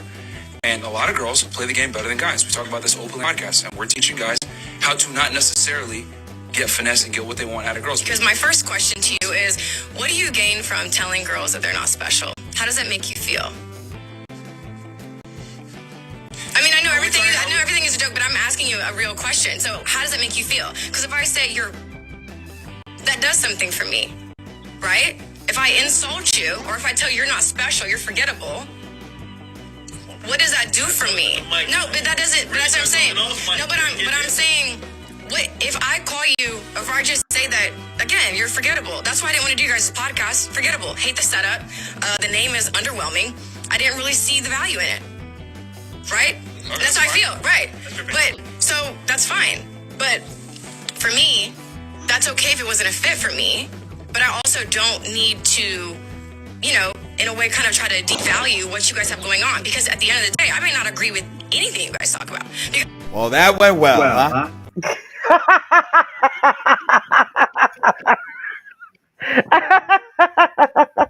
That one word that she was saying, it was bleeped out. Did you see me laughing? So that last clip, as far as to my knowledge, by the way, I don't actually know if Andrew Tate's a legit multimillionaire. I mean, his lifestyle might be completely average. But yeah, that was Fresh and Fit though. Those boneheads on Fresh and Fit podcast.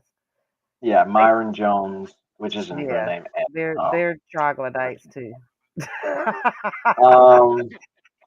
That girl, that clip, as far as to my knowledge, I could be wrong, is taken out of context. So that girl, that one they interviewed her, she is a baby mama for an NBA player, and she was, I guess, now I could be wrong. Someone might correct me on this. That she got knocked up by some NBA player. She was trying to get knocked up, and she did. And he doesn't want to have anything to do with her because she's just some groupie, basically. And she went. What made her go viral is because she's one of those proud baby mamas who was like, "Now I'm looking for a stepdad," and she used the term Now it's stepdaddy season, and where she's pretty much looking for. It's just a cold word, basically a sucker, basically. And she went viral for that, and that's what's her basic claim to fame. And so what they were talking about is they try to teach guys to watch out for baby mamas like her, basically. At least as far as I understand. Now, someone might correct me. Someone that listens might say, "No, you're wrong. That's what I've heard about her." I don't know if that's true. I think it was more like, because I think I've heard of her too. Like I'm not like a follower of hers, but I know a little bit about like what you were just saying. But that they were generalizing women in general, and it had nothing to do with just singling out baby mamas. Because truth be known, all of the baby mamas they're talking about, they're now the face of baby mamas, thanks to black men, is white women and Latinas. All their preferences, the light skinned women and the white women, they're the face of baby mamas now. That's a very disparaging term. Like, I would never want. I know, but the face of the term baby mamas are the preferences, are all the preferences that the black men prefer. They are the face of baby mamas now. Yeah, but the context of that, like I said, I don't. Well, I think for someone like the one that was talking the most, Myron, I think his name is Ahmoud Faji. I don't know if I'm saying his name right, but he's from, where's he from? I think he's from Sudan. He's African, like Arab. Yeah. Yep, and he a colorist. And so, yeah, that I could agree with, because he says he doesn't talk to dark skinned black women, him and Fresh or whatever. I don't know Fresh CEO's real name. Anyways, he I think he looks down. I could be wrong at Western women specifically. Like even he said himself, if I'm not mistaken, that if he were to if he's looking for a wife, he would not look for a woman here in the United States or in any Western country. He would go to, uh, I think, the Middle East. I don't even like using the word Middle East, West Asia, or he would go somewhere to Africa to find a wife because basically no woman in America that are there's pretty much next to none are what he would consider wife material. So, well, the wife material he's looking for, considering who he is, he's looking for those women that are raised in the culture of being docile, because there are women that are raised in that culture. Not, and I'm not trying to be disparaging of anybody's culture or anything like that, but that's what he's looking for. You know, the women that are seen and not heard type. Because Maybe. there are women that are conditioned and raised to be that way, because that's their culture. So what's the question you want to ask me regarding Andrew Tate and the Fresh and Fit guy? Oh no, I was kind of answering you were asking, remember you were asking me like why I didn't like them. Okay, so these are just like a little few examples. So, you know, like and I find their behavior very disturbing, and a lot of women see guys like that and guys that like guys like that as a red flag. Well, Andrew Tate he's a polarizing figure for a number of reasons. You know, first off, he lives in Romania. To me, it's pretty obvious. Like I don't know, I always like to state this. I could be wrong. He probably has ties to the Romanian mafia. That's what my guess is. He has ties to them. Otherwise, you know, how could he just go and move over there and drive like a madman? He said this himself. He is someone who's trying to, gain more power in society, which every man should be. Now, the way he goes about doing it, some people might agree, some people might disagree. So his job, he understands the attention economy. He knows, hey, I have to say these things. Some of it is just who he really is too, but some of it I think is exaggerated. I could be wrong, but I think a lot of it is exaggerated too. But his views on women, those are probably spot on what the way he thinks. Do I agree with him? Probably at least 70% of it. I don't agree with what he says. When he talks about, I don't know what it's like to have a sister, so I don't know what a relationship is with a sister. So when it's more for humor than anything. I think when he's the whole Vampire Diary and him. I mean, he's somebody. He's a player. I mean, him and his brother. They're they're literally known for being international playboys. Now the accusations of him trafficking women, as far as I know, I've listened to one episode where him and his brother on a podcast. Those have been proven false. That has been proven. Now he probably does something. I've heard rumors speculating that he does money laundering. I said speculating. I want to stress that while I'm live. That he does money laundering for Romanian mafia. I don't know if that's true. But as far as him and his brother being accused of sex trafficking and forcing women to do whatever, that apparently, that according to what I'm understanding, that's not true. It's been Well, the way I look at that is you never know, because people you think are one way are definitely not that way. Because here's an example: Chris Wu. You look at him, Oh you God, never that would have guessed guy. him. Okay, okay, I'm just using him as an example. Now he's Yeah, what, yeah. 18, 13, 19 years, 13, 19 years, whatever. Okay, he was one that you would never have guessed. And then and he's Chinese. Okay, so then we go to Korea. I'm just labeling men in general, because we did Sure. Romanian Andrew Tate. Now we're doing Chinese, and now we'll go to Korea. Okay, the Bang Tang band where Scooney, he had owned the club, and he was in a big popular idol band. It turned coming to find out that there was a big trial for years over what they were pimping out women and secretly recording women in a chat room and sharing the videos and all this stuff. like, and then he was laundering, or trafficking women, laundering money, not paying, all this stuff. And you're looking at these guys like you think, okay, I thought they were just an idol or a singer or what, or an actor or whatever, and they're doing all kind of stuff. Like they got this cute little baby face and stuff, and they're doing all kind of, demented, stuff. Yeah. Then we come back over here to America, and then all the ones doing the demented stuff over here. Okay, there's Bill Cosby. There's what was the Weinstein? There's Ooh. Epstein Island. Okay, so and then wait, who is the top guy that just got busted? It was like during the Me Too, Kevin Spacey, and all these stuff. So the common denominator is men.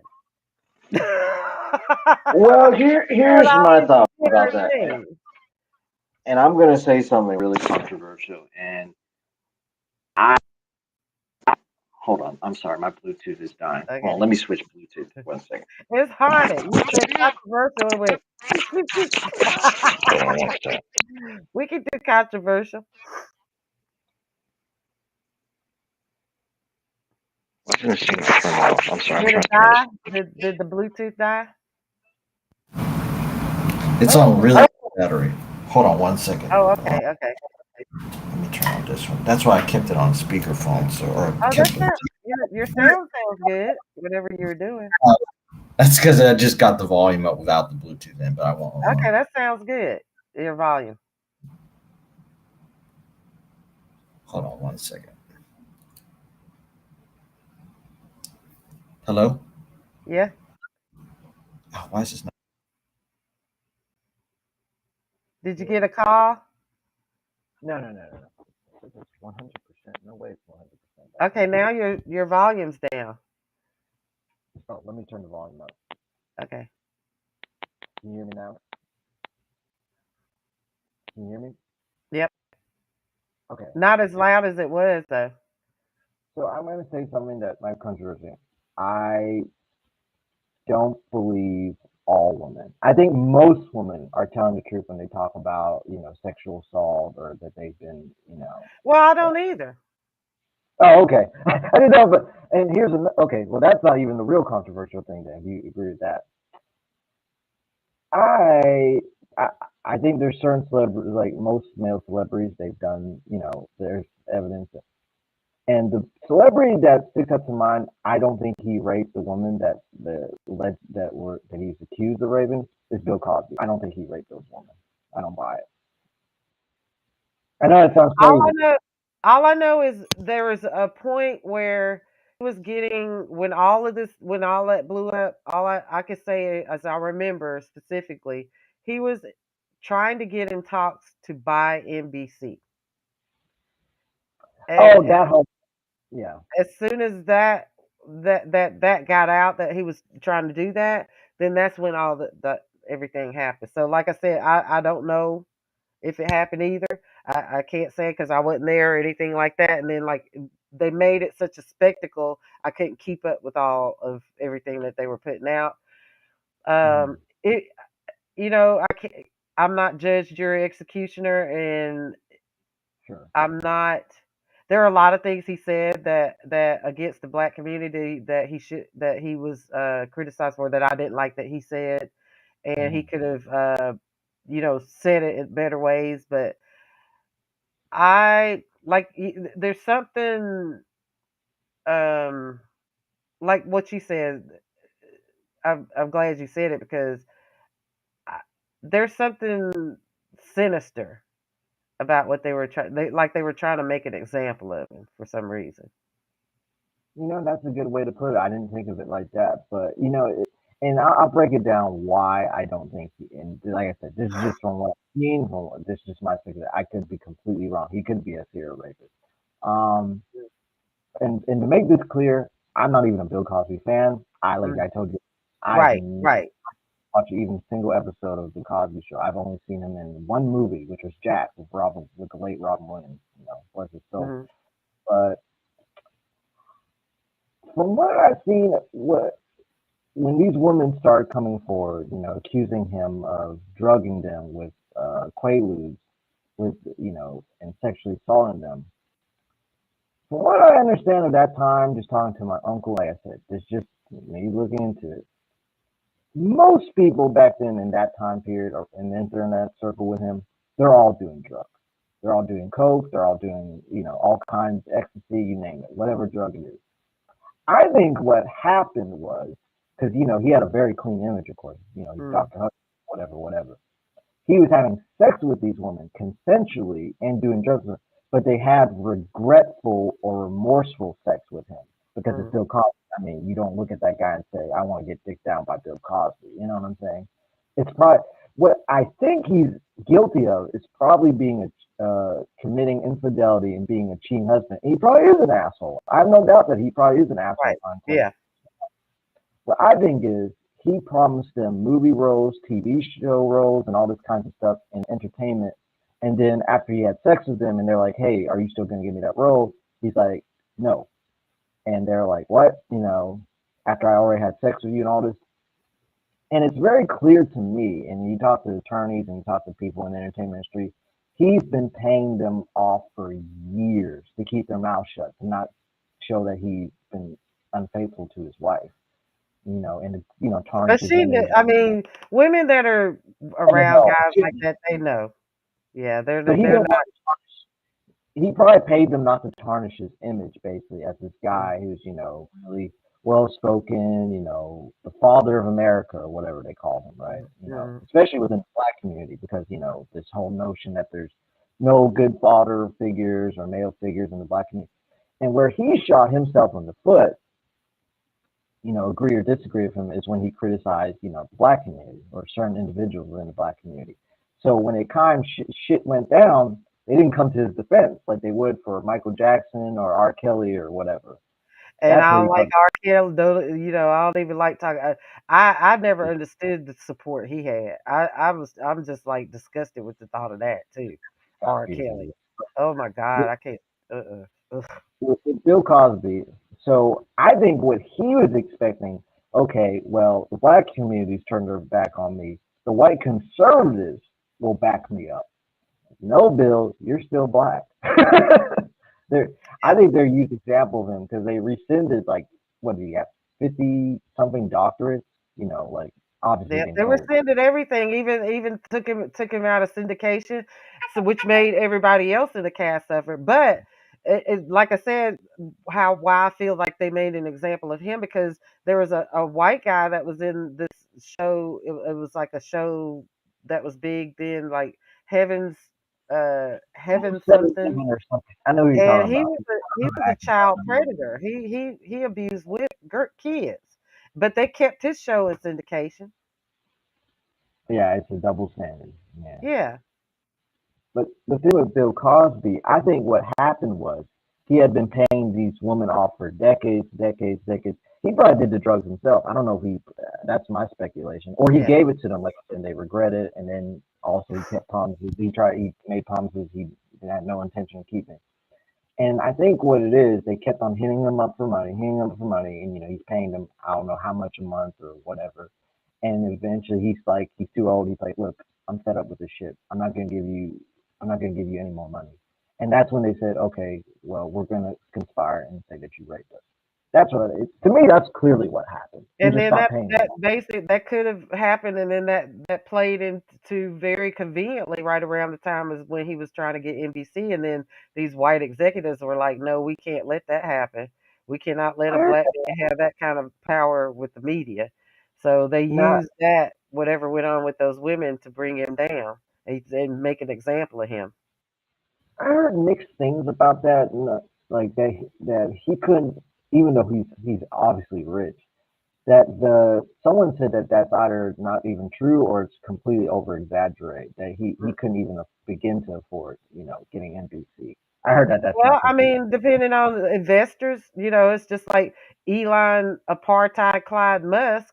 He couldn't really afford Twitter, but he had to leverage all of his Tesla stock, and he had backers. So, however that kind of business goes, it could have been done, yeah. But since he has the bad reputation, of course, nobody's gonna want to work for him and invest in nothing. Right. So that's how that went. But that's my take on the whole Bill Cosby thing. But see, if you even so much as say, I don't think he did. Oh my gosh, the bandwagon of people that would be like, "Oh, you're a rapist apologist." It's like I actually had someone call me that. I'm like, "No, I'm not a rapist. You didn't even hear what I had to say." Right. Like if people didn't hear what I said, I don't think he did. Like there's clear cut cases. Like there's like a New Orleans Saints football player where he got accused of raping a woman, but it was clear cut that he was raping a woman. Like there's witnesses, there was like people coming forward, and he was an idiot. He had like one of those what do you call it? Those Gatorade Kool-Aids, and he like taped a piece of paper and wrote on it like rape punch or something like that. Like he was crazy. Like the dude was crazy. What was that he was writing on it? Late punch? What was that? What's that mean? Rape punch, like rape juice or something like that. Like to give the woman. Oh, the drug. really? Oh. But he thought it was cute. He thought it was funny because he's like, no, he's untouchable or something, or that, he's doing it in the privacy of his home. No one's going to release something like that. It's a guy named, now I could be wrong. It was his name was like Darren Sharp, I think, but he's in prison now. Sharp. Yeah, I think. I don't know. I don't watch athletes. But with Bill Cosby, like to me, that's a case of, like you said, they're trying to make an example because there's Definitely. not too many like black male figures who are like father-like figures who Yep. don't curse, don't swear, don't do drugs, don't drink, and has that kind of really clean-cut image. So that's why I think he's the main example. But I told my brother, and my brother thought I was stupid for believing that. But hey, Yeah, they did. It's my opinion. Because anytime, like, especially lately, from what I'm seeing too, how, because I don't like Kanye, absolutely do not like him, but there's a double standard in how they are holding him accountable compared to other people. Same with that Kyrie Irving dude. I don't like him. I don't know. I know he plays basketball, but I don't like him either because whatever. But the way that they quickly jump to hold these black men accountable, the way they're holding them accountable, and as fast as they're holding them accountable, there's a double standard. You know what I'm saying? Like that's not sitting right with me, because Tucker Carlson is still out here spewing anti-Semitic, anti-Jewish rhetoric, anti-black rhetoric, and he's still on Fox News every night, poisoning 3/4 of the citizens in this country. Racist, Nazi, fascist, ideology and rhetoric. But it's funny when you I guess I'm going back to the whole Andrew Tate thing, is the thing that he gets a lot of young males' attention is because he flaunts this type of lifestyle that people want, or most guys want, that are heterosexual males, and I think that's what they gravitate towards more so than his views on, like I like his mindset. Like one thing I do have to say is his mindset about being successful in life is very what's the word I'm looking for? I can't think of the word, but I do agree with his mindset. Like he talks about, certain tenets of being a man that I agree with. Like, like one of the things he talked about, he said depression isn't real, and he makes a good point. There's no point in believing something that disempowers you. And he says, your life is never going to be worse thinking you're the fucking man. Those are his exact words, something like that, right? And I agree with that. And that he said, making your words iron, like if you say you're going to do something, do it, don't be a shit talker. There's a good video. I should pull it up because I actually like that whole mindset. He said, there's a reason why they call him Top G, because, he came from the bottom up, like he claims he's from, like public housing in Luton. And, that's, he's like one of those rising stars, so on social media. But I like his mindset. I don't agree with all his views on women. I think that some of his extremely sexist, some of the stuff he says, like when a woman comes, or misogynistic. Yeah, not cute at all. It's just stupid. Oh, let me play this video here. I like this lady here. Let me see. I got to let's see here.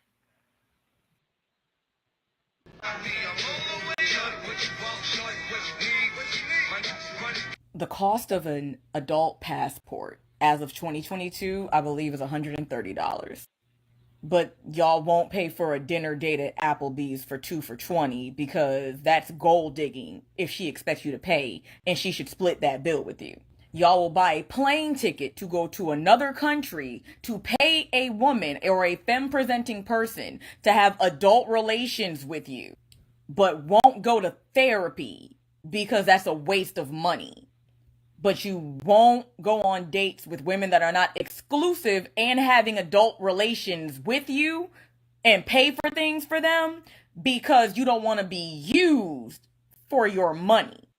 You won't pay for a matchmaker or a lifestyle coach to help you work on finding a woman that would be a suitable partner for you.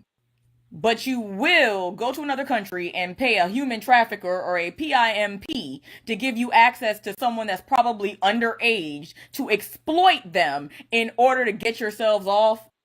In this entire video, right, you're proudly holding up your passports as a flex on American women, specifically black women that are no longer co-signing to patriarchal BS and the misogyny that is a lot of you black men in this country, in order to show us that you have options.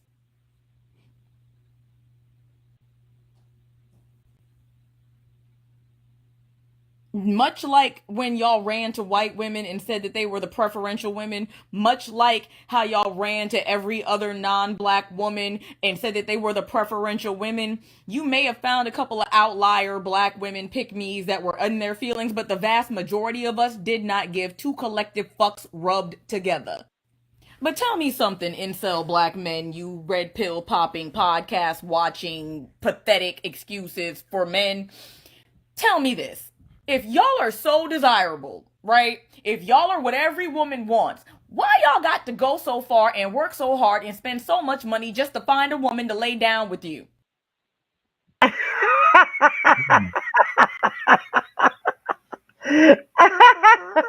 She's incel inappropriate, but she made some good points. But I think the thing that I didn't agree with her is like, well, why don't they use it to pay for therapy? Because they don't want a therapist, clearly, right? They don't think they have an issue. And then, dude, they're not. What's that? Nothing. Oh, and then they're not looking for a relationship. These are men that are just like sex paths or sex tours or travelers. They just want to go to another country and just get the rocks off with somebody in some foreign country somewhere because they think that it's easier and it's cheaper than. But not only that, what she was saying too, underage. Like, that's underage. A lot of that has they're basically going to be predators over there. Like she was saying, they're holding that up as a flag. That's actually a red flag because, like she said in what she said in her video, they are predators. They're going over to a place that women are unfamiliar with, the culture of that guy, and he's going over there to groom and be a. Your microphone or whatever went out. I can't hear you. Oh, okay, can you hear me now? I don't know about if that's totally true. I'm sure there are men that are. That's part of it. Yeah. I mean, that's not all of it, but that's part of it. I'm sure there's a lot of men that are just going there to have sex with other grown women, like some Asian woman, and I don't know. A lot of grooming and a lot of predatory behavior with that. I'm sure there's a lot of those too, but I think I remember I had a coworker when I was living in Georgia, and he had a friend. I guess he would be considered a passport bro before I ever knew the term. And he had a passport, and he said his friend was going to Brazil to have sex with Brazilian women because he thinks they're really attractive, which, there's a lot of attractive women in general. And he told his friend, so you paid money to get a passport to get on a plane to go have sex with a beautiful woman in our country in Brazil. You can't do that here in America?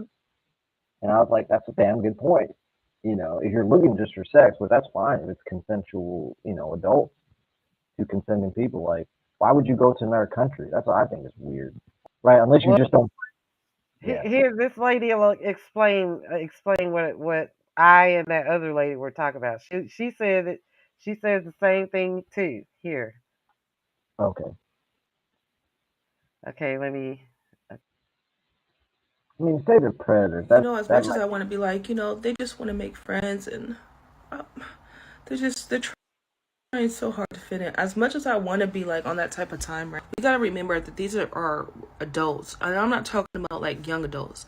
These are old adults who are fully aware of what they are going to other countries to do, and they are fully aware that it is predatory behavior. This isn't just them trying to fit in because they can't fit in here. This is them trying to manipulate people from other countries and control and dominate people from other countries, since they can't dominate anyone in America. This is not as innocent as this comment is. No shade to you.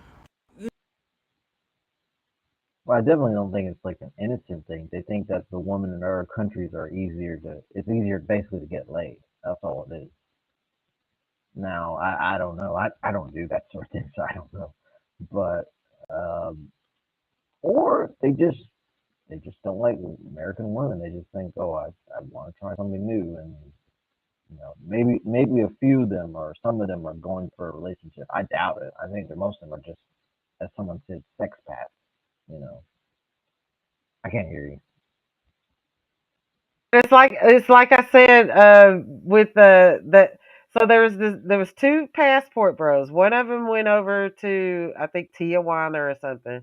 So he thought he's going to go do whatever have fun or whatever. He gets over there and the girl's like real she's a good host to him or whatever, showing him around. She drugs him. Wow, he is unconscious. She and her friend take all of his stuff, like his suitcase, his money, everything.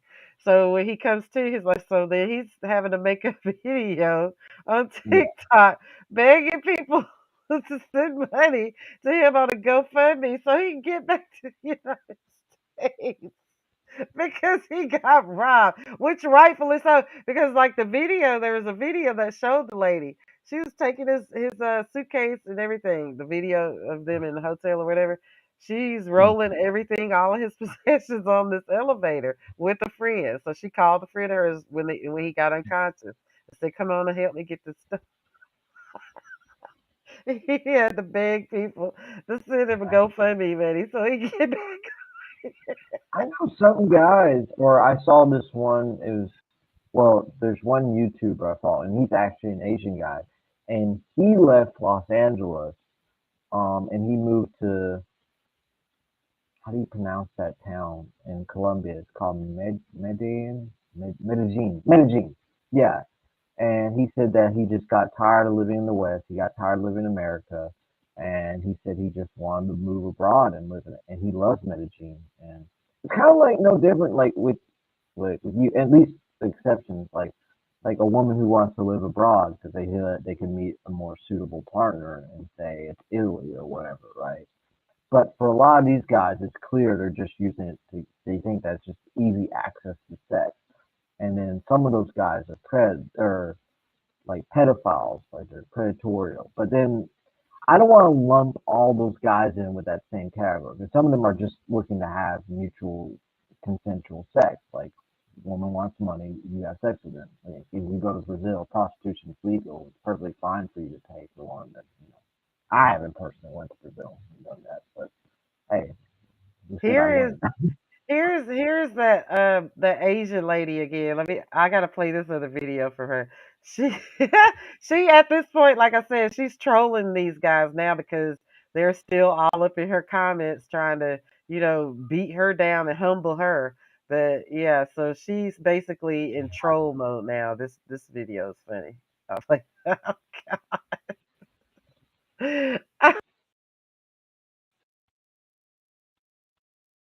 cousin since she hasn't made.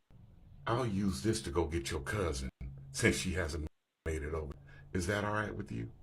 I know the Passport Bros know that we're all just here in good fun, but a lot of you guys were commenting that Unc ate me up in his video because he said he was going to go get my cousin. And you are welcome to go and try and get my cousins, but unfortunately for you, my cousins are Confederate flag flying racist fucks who live in the mountains of West Virginia. So you can try, but you're probably going to get killed on sight.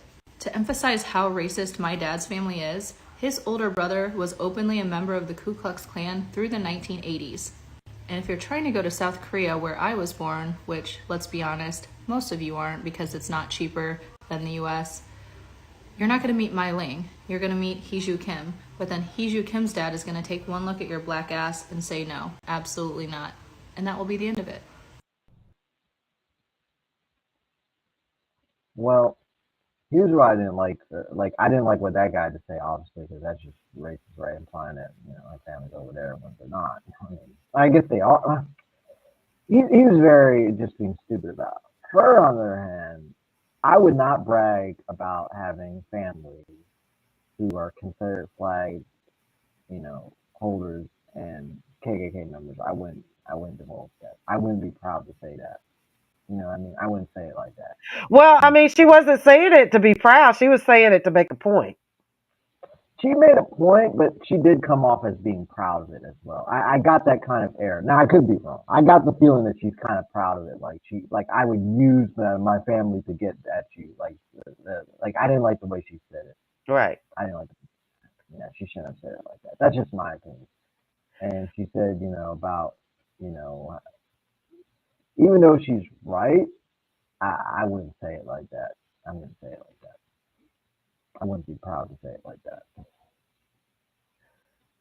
But she got her point across. She's making a point. Because, and I see what you're saying too, but she was making a blunt point. Because these guys are really, what's the word I'm looking for? They are really, these passport bros are really, I can't think of the word right now. Just got a brain fart. But I hear what you're saying about the way her tone, but I think she was saying it more not to be proud, but more of to make a point. Like if nobody else is gonna say it to you, I'm gonna say it to you. That kind of point. Yeah. I guess I missed it. Like I said, it's open to interpretation. That's just how I felt. Right. Which that's valuable. That's valuable too, because I want to hear your perspective too. And speaking of, we've gone over 2 hours. Yeah, I thought we were going to get to the MRX. But look, it's a good show. So now we are going to play for our next show. I am going to let me pull this up here. This was a great show. Thank you for joining me, Doug. How did you enjoy it? Your first podcast. It's all right. I mean, it's fine. We had a lot to, and we covered all of our topics. We covered all our topics. I thought we skipped or we didn't mention the MR Asians or MRX Asians, whatever they're called. I don't know. No, that's going to be the next one. Well, yeah, we didn't do that. So yeah, we'll have to get our notes together for that one. That'll be the next one because we got a couple of more podcasts to cover before the end of the year before we do start season 2. Out of all the people that you named, I'm familiar with all of them. Kevin Samuel, I know the least about. I had never seen a video about him saying that, a mother shouldn't believe her daughter or her son, their child. I only heard about it. But yeah seeing that, I completely agree with him. Yeah, that's Joe Rogan. Yeah. The only thing that got me to listen to Joe Rogan was he had an Asian guest on there. Is a guy, I don't know if you heard of him. His name is Eddie Wong. He came up with the show Fresh Off the Boat is originally his book. And he has I don't know if his restaurant's still open. He was a guest on there. I thought it just entertaining, and I like his lifestyle. Mine like the allegation of him beating one of his girlfriends. Apparently, she came out, and you can find the video where she said it was a BDSM match. Now the other girls that he was hitting, that you can find footage of, I don't know. I don't know if that's true. If that's the case. If those are BDSM cases, or if he, I don't know about that. And the fresh and fit guys, I don't share their views about they don't date dark skinned black women because to me that I don't care about. Like excuse me. I think it's I don't think that I don't see the point in advertising that. Oh, I don't date dark skinned black women. They referred to them as night riders. I mean, I wasn't like obviously I wasn't personally saying that. I just like, what's the point of saying that? Exactly. Yeah, what's the point of saying that?